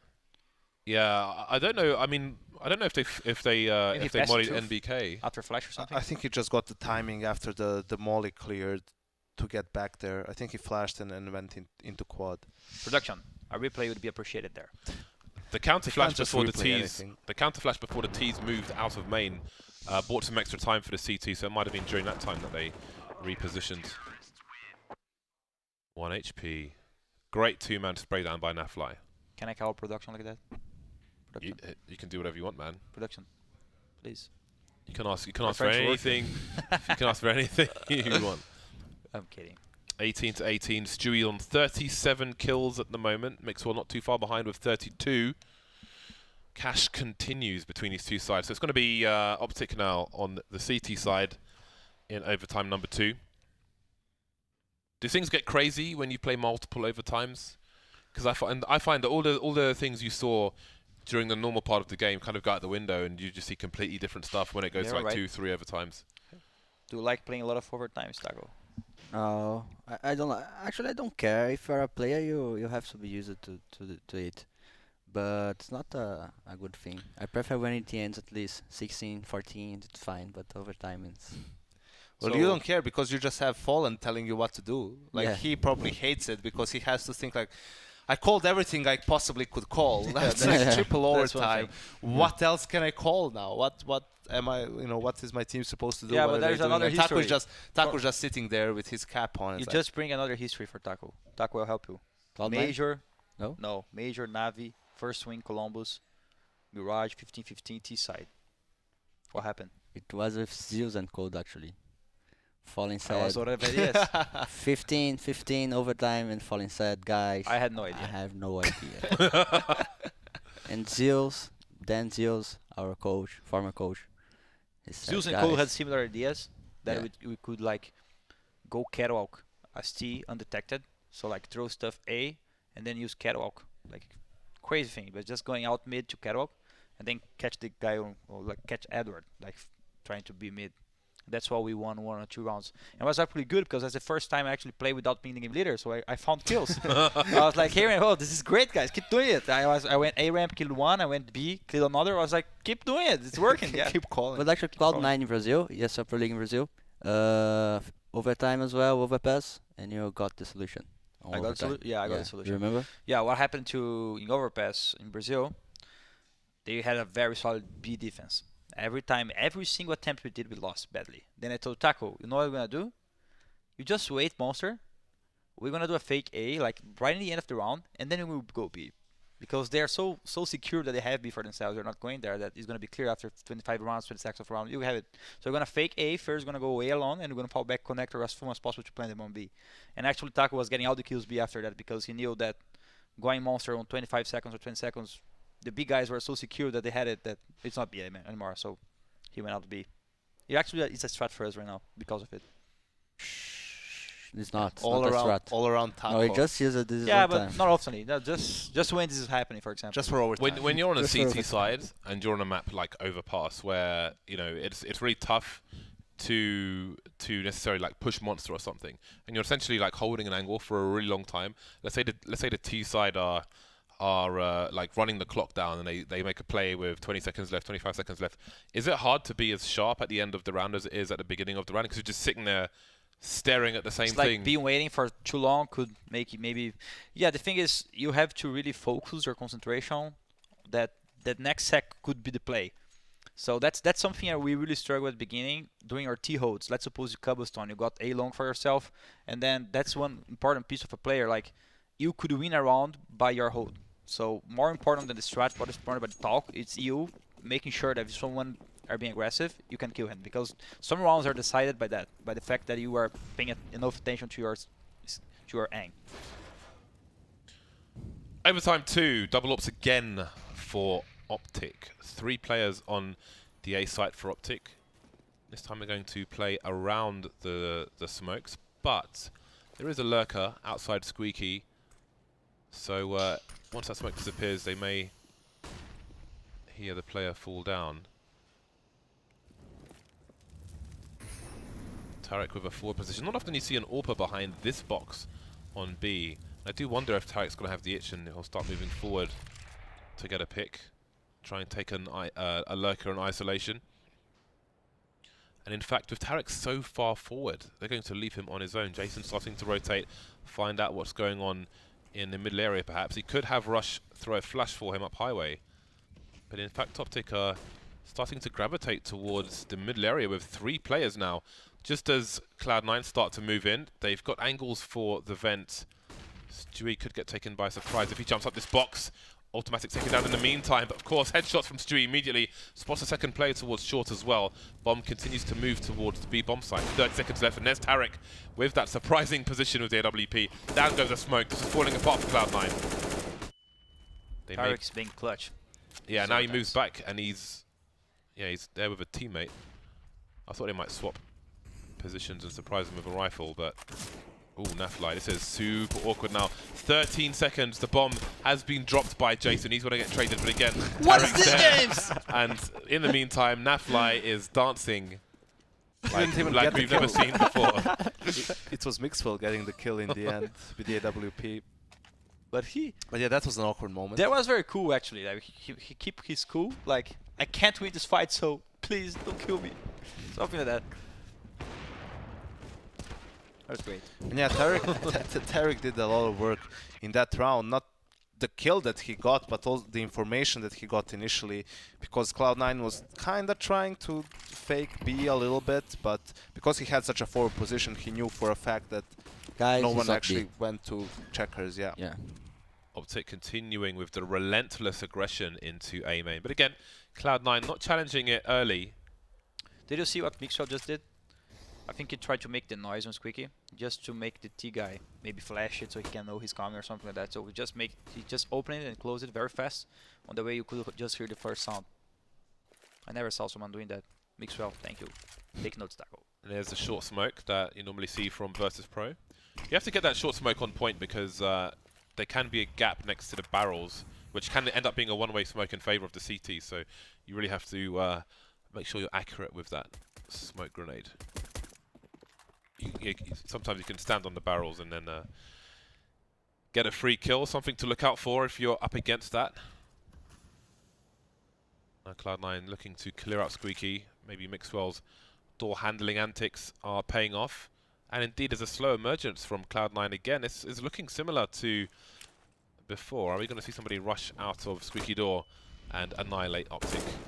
Indeed we are. Shroud's going to do exactly that, but there's nothing to get the first kill to rush around the locker area. Mixwell trying to pick the right timing for that spray. He will fall to the flames though. 2 Optic players remaining, both coming towards the car. Now Tarek's making his way into Z Connector. Again, he's got very nice angles, but there's a smoke down, which will take those angles away. Shroud with a dirty headshot onto Jason, despite Jason having the angle first. And that leaves Tarek alone for the second of 3 rounds. 5k in the bank. This game is very close. Every single time I think someone can go and win it, they prove me wrong. Are you not entertained, Yanko? Are you not entertained? Yeah, I feel that something that Optic maybe is lacking a little bit is mid-round aggression, like pop flashing A main on certain timing and trying to clear it or gain some map information. But then again, it's difficult to go for information plays when you play double op. It would probably have to be the opper flashing you in. And do you even want to try and go for information plays? You are just confident in your opper that he's going to be able to do a lot of work when the execute comes in. But you can see this time around, Mixwell just mollied out of position, even though he gets 1 kill. Can't do much more after that. And that frag from Shroud pretty much sealed the deal. Tarek's got a pretty good spawn. He could be a bit more to the left and a bit more forward, but he may go for an aggressive play. I think it was Mixwell who dropped a smoke earlier on B and went straight through it to get a pick on the lurker. Just giving... I mean, James, what's James saying right now? Hazen. what is he saying right now? James Cobb. He might be suggesting that Tarek goes for an aggressive play with the spawn that he has. Double ops again. Yeah, double ops again. I mean, Tarek's been playing B, so I don't think he's going to go towards the squeaky door, so he could drop a smoke. I think they will try to go to the setup where Mixwell stays A-man with the op, I think. They need to do... he's probably saying that they need to do something unexpected. It seems Cloud9 have got their number when it comes to the A side with the way they're just running through squeaky door. So they need to change something up. And Cloud9 may be expecting something different. But look at this. It's flip side who often go early main on the T side, where you would have welded it with the AWP at the entrance to main has the first angle, and then you'd have someone behind the box in case they push in. But Optic have been good at... They've been throwing HE grenades off the wall behind that box as well when they've decided to take main. So it's dangerous waters if Optic decide to do the same thing. But indeed, they're not going back to their normal action. Yeah, so far I think Optic lost all rounds on A when he lost like this, at least the majority of them. So let's see how they want to... Oh, boost mids. James, it's happening! Ooh, we've got dirty smoke grenades. Dirty smoke grenades. And it seemed somebody on A was looking towards highway, I suppose because the smoke was there. So we've got nothing. He's by the Z connector now, which makes it really hard for the CTs to peek mid. Very dangerous angle. And it seems Cloud9 are going to do exactly the same thing as before. Here come the Molotovs. But as a counter, automatic not going through it this time. And again, this may ruin the timing of Cloud9, just like the pop flash did previous. That smoke down will allow Nafly to reposition towards that quad area as well. And there's the first kill for him. He's going to get the burst onto nothing as well. So far, so good for the Optic side. As I say that, 3 people will die. So it's a man advantage now for Cloud9. Mixwell over towards the car, expecting a T towards Forklift, but indeed it's main. Oh, straight through the smoke, down goes Shroud, but Stewie's there to trade. That leaves Tarek alone. Down to the 5-7, he's close range with the AWP, he knows one person's main. Does he dare pop? Go on, do no scope, no scope, no scope! Oh! I was feeling it, but it wasn't to be. 3 rounds done. This is where you feel like Optic has made great decisions individually, like Naf again sneaks into quad after the molly, disappears, gets 2 kills. The second kill was great. Yeah, but it just feels that Cloud9 is insanely on point with their aim. And you can see how Swag just cleans up after those initial couple of kills. and Cloud9 is again in a favorable position coming into the site. Yeah, those exchanges side to side after Nef got the 2 kills. I would definitely think the CTs would do better, but they just got all aimed. He should never be able to get both of those kills. Like, It's because of the smoke, I think. yeah. The way the smoke was dissipating or something like that made it possible. Stewie with 40 kills as we enter round number 40 No more eco of rounds. this game. Worth noting, no more eco rounds, now we're in overtime. Okay. 40 kills on Stewie 2K. But we had, this is the 40 round as well, guys, so it's basically killing one each round. Yup. Very nice stuff. Good math. You are a beast. You are a beast. Good math skills. Beast. There's a gap in that smoke, and that bomb could even come up on the radar. So they will do the job a little bit better and make their way into checkers very early on. Nice smoke. These are also like small mistakes. You could see his teammate is trying to re-smoke it because of the gap, but Rush just moves through it, dies, instead of waiting for that smoke to pop. But then Mixwell gets the kill on Jordan. Now Shroud is left alone inside the bomb site, gets wrecked by Tarek. Yeah, and this is Cloud9 trying to make their way to match point. I feel sorry, I feel like this is an NACS round. It's like they lost Yeah, a player. it was way easier they to go still B somehow- without throwing yeah. anything than And they doing still anything. somehow just get 2 kills and the site is theirs, and now they're in a 3v2 without doing almost anything. Take it away, James. I'm just allowing the beauty of the moment to, to breathe. So here comes Swag on the low ground. 2 smokes, but still the headshot's going to go straight into Swag's dome. Is this ever gonna end? No, right? It might not be. It What might What do not. you mean, Fallen? Aren't you excited? I am Double entertained. overtime. Yes, I am. But It's you know, amazing. what happened here to Opera, I think that's what they should do to the end of the game. Just do anything, and then you end of the round go B. Don't throw anything, just pick. That's what we did against the Overpass, right? They have a very solid B defense against setup plays, but I think if you just try to go there in old aim, I think it's gonna work. It looks like Mixwell might go for a fast pick, but Nafla needs to get out of the way. He's going to throw his grenade. Okay, just in case there's a fast play from the opposing AWPer, perhaps. Indeed, Swag is holding off angle. Ooh, will he flick up? He'll flick down. Rush getting taken out. Not sure if he saw the second player there, but he's going to buy himself some time. There's a smoke at the front, but he's going to hide behind the box. Can have a teammate flash for him. There's a teammate on the site, so Swag has options available to him. Optic still focused on the B bomb site. No other map control. Tarek checking for a flank at the moment. That will leave 3 towards B. There's the molly to force Swag out. He'll drop the smoke in. There are 2 other players towards the B bomb site. Automatic winning the duel for defense. Spots Mixwell. Can raise the alarm to his team. Now the full rotation's coming in for the CTs. 3 Optic players left. They expect Swag still at the back. Finally he goes down. Automatic was at the vent. Will they hear him rotating? Ooh, they've boosted enough. 45 seconds. They've got time to try and get this kill. Automatic maybe reading. Maybe these players know each other too well. Now Automatic, even if he isn't there, he's still a problem. If he's able to rotate, he might be an extra man for Cloud9. Shroud, you appear to be on fire. You appear to be dead. Nafly, very patient. Will give Optic 2 versus 1. Q of the round. 24 seconds. The bomb's in an odd spot, and Stewie. There are smokes in there, Stewie, so Optic have to be very, very careful indeed. 14 seconds.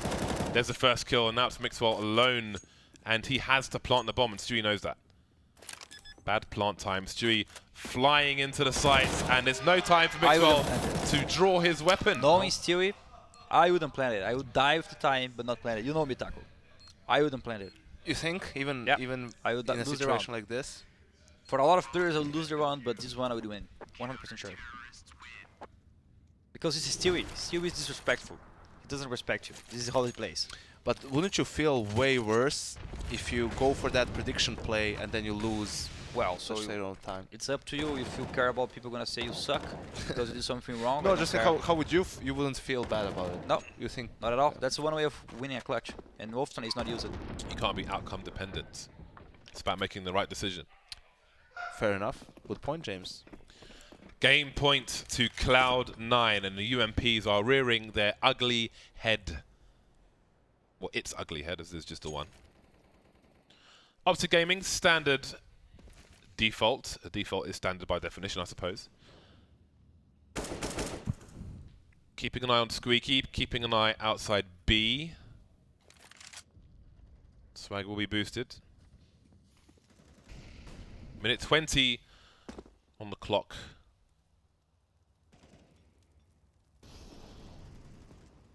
Optic still with a lot of utility in the bag.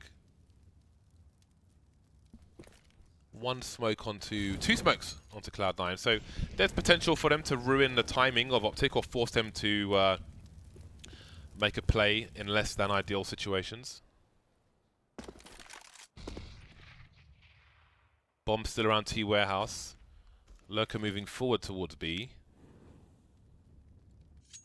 Still no real indication as to what Optic want to do. 40 seconds now. 2-1-2 set up for Cloud9, with the one being outside Z connector. That could be a late flank into mid later on perhaps, or towards the car. Options open for that player. 30 seconds. One CT spotted, still no kills, but it's the split. It's charging forward. Now what Automatic's got to come in for the flank towards Highway as well. As the bomb goes down, Stewie and Swag getting some kills. The flank though has been eliminated by the T's, and now it's Nafly with 19 seconds. Nowhere near the bomb. It's not going to work out. The first map will go to Cloud9. 22-20.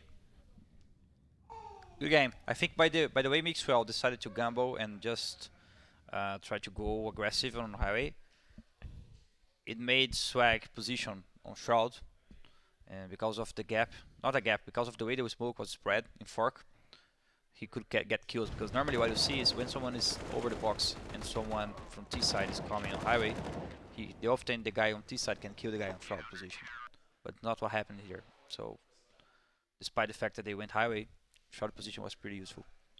It's great 2K from Stewie on the site there, who is going straight for the fridge. I think that was actually the mistake from Optic. If you have players coming up Highway, why do you smoke it off? Or that wasn't their smoke? I think it was the their smoke on Forklift was thrown by the T side, but there was another smoke there for some reason. Which one? I don't know which one smoke was. Maybe we need to check it again to see, but I think it all happened because Mixwell tried a shot, didn't hit it, and he was like, okay, he's never picking me. Yeah. Which he was right. He knew that he would never be picked and LP there. But by doing that, he changed the pace of the way the round is supposed to be played. So no one with an AK could go Highway and check the box slowly to get the advantage angle and kill the guy. So what happened is Swag was able to get kills from short position. That's what won the round. His call was good, but his team wasn't in a position to capitalize on it. They just weren't close enough to react in the same way, and that allowed Stewie to get multiple 1v1s in a situation where ideally you would want him to be pinched from both sides. So yeah, in the end, a very, very crushing loss for Optic. Obviously, when a game goes into multiple overtimes, it sucks to lose. But how do you guys feel about it? I asked this Automatic the other day. Like, for example, it was a different question. It was like, if you're losing 12-3 in a half, do you prefer just losing 16-3 and then focusing on the next game, or is it better to like start making a small comeback and then losing 16-13? Which ways is worse to lose? I think lose is a lose. But I mean, just talking about the game again, I think Join us for the regular match, I think Optic played better. Overtime, Cloud9 played much better. So I think until 15-13, right? Until still we play, Optic had everything to win the game. And so that's why I say that when that play happened, that was the kind of player who changed the game. Yeah. And it did. For me, the player who enabled the comeback for Cloud9 was probably Automatic, because in a number of those rounds, he was left alone on mid basically to hold it, and Optic would try to take mid with 3 players, and they would use utility, and Automatic would still be able to get one kill and do a lot of damage at least one to another player. Yeah, and that's what allowed Cloud9 to win those rounds in the end and force it into overtime. It was a great game. What a great Very game. close. I think the way it went, like every single time since the beginning of the match, like trades 2 rounds for one team, then 1 for the other, then just trade 2-1, 2-1 every time it was like this. So we never saw a team really wrecking the other for more than 2 rounds. I don't know about you guys, but I need some water and food before we go to the next map, which is going to be I got it, Cobblestone. James.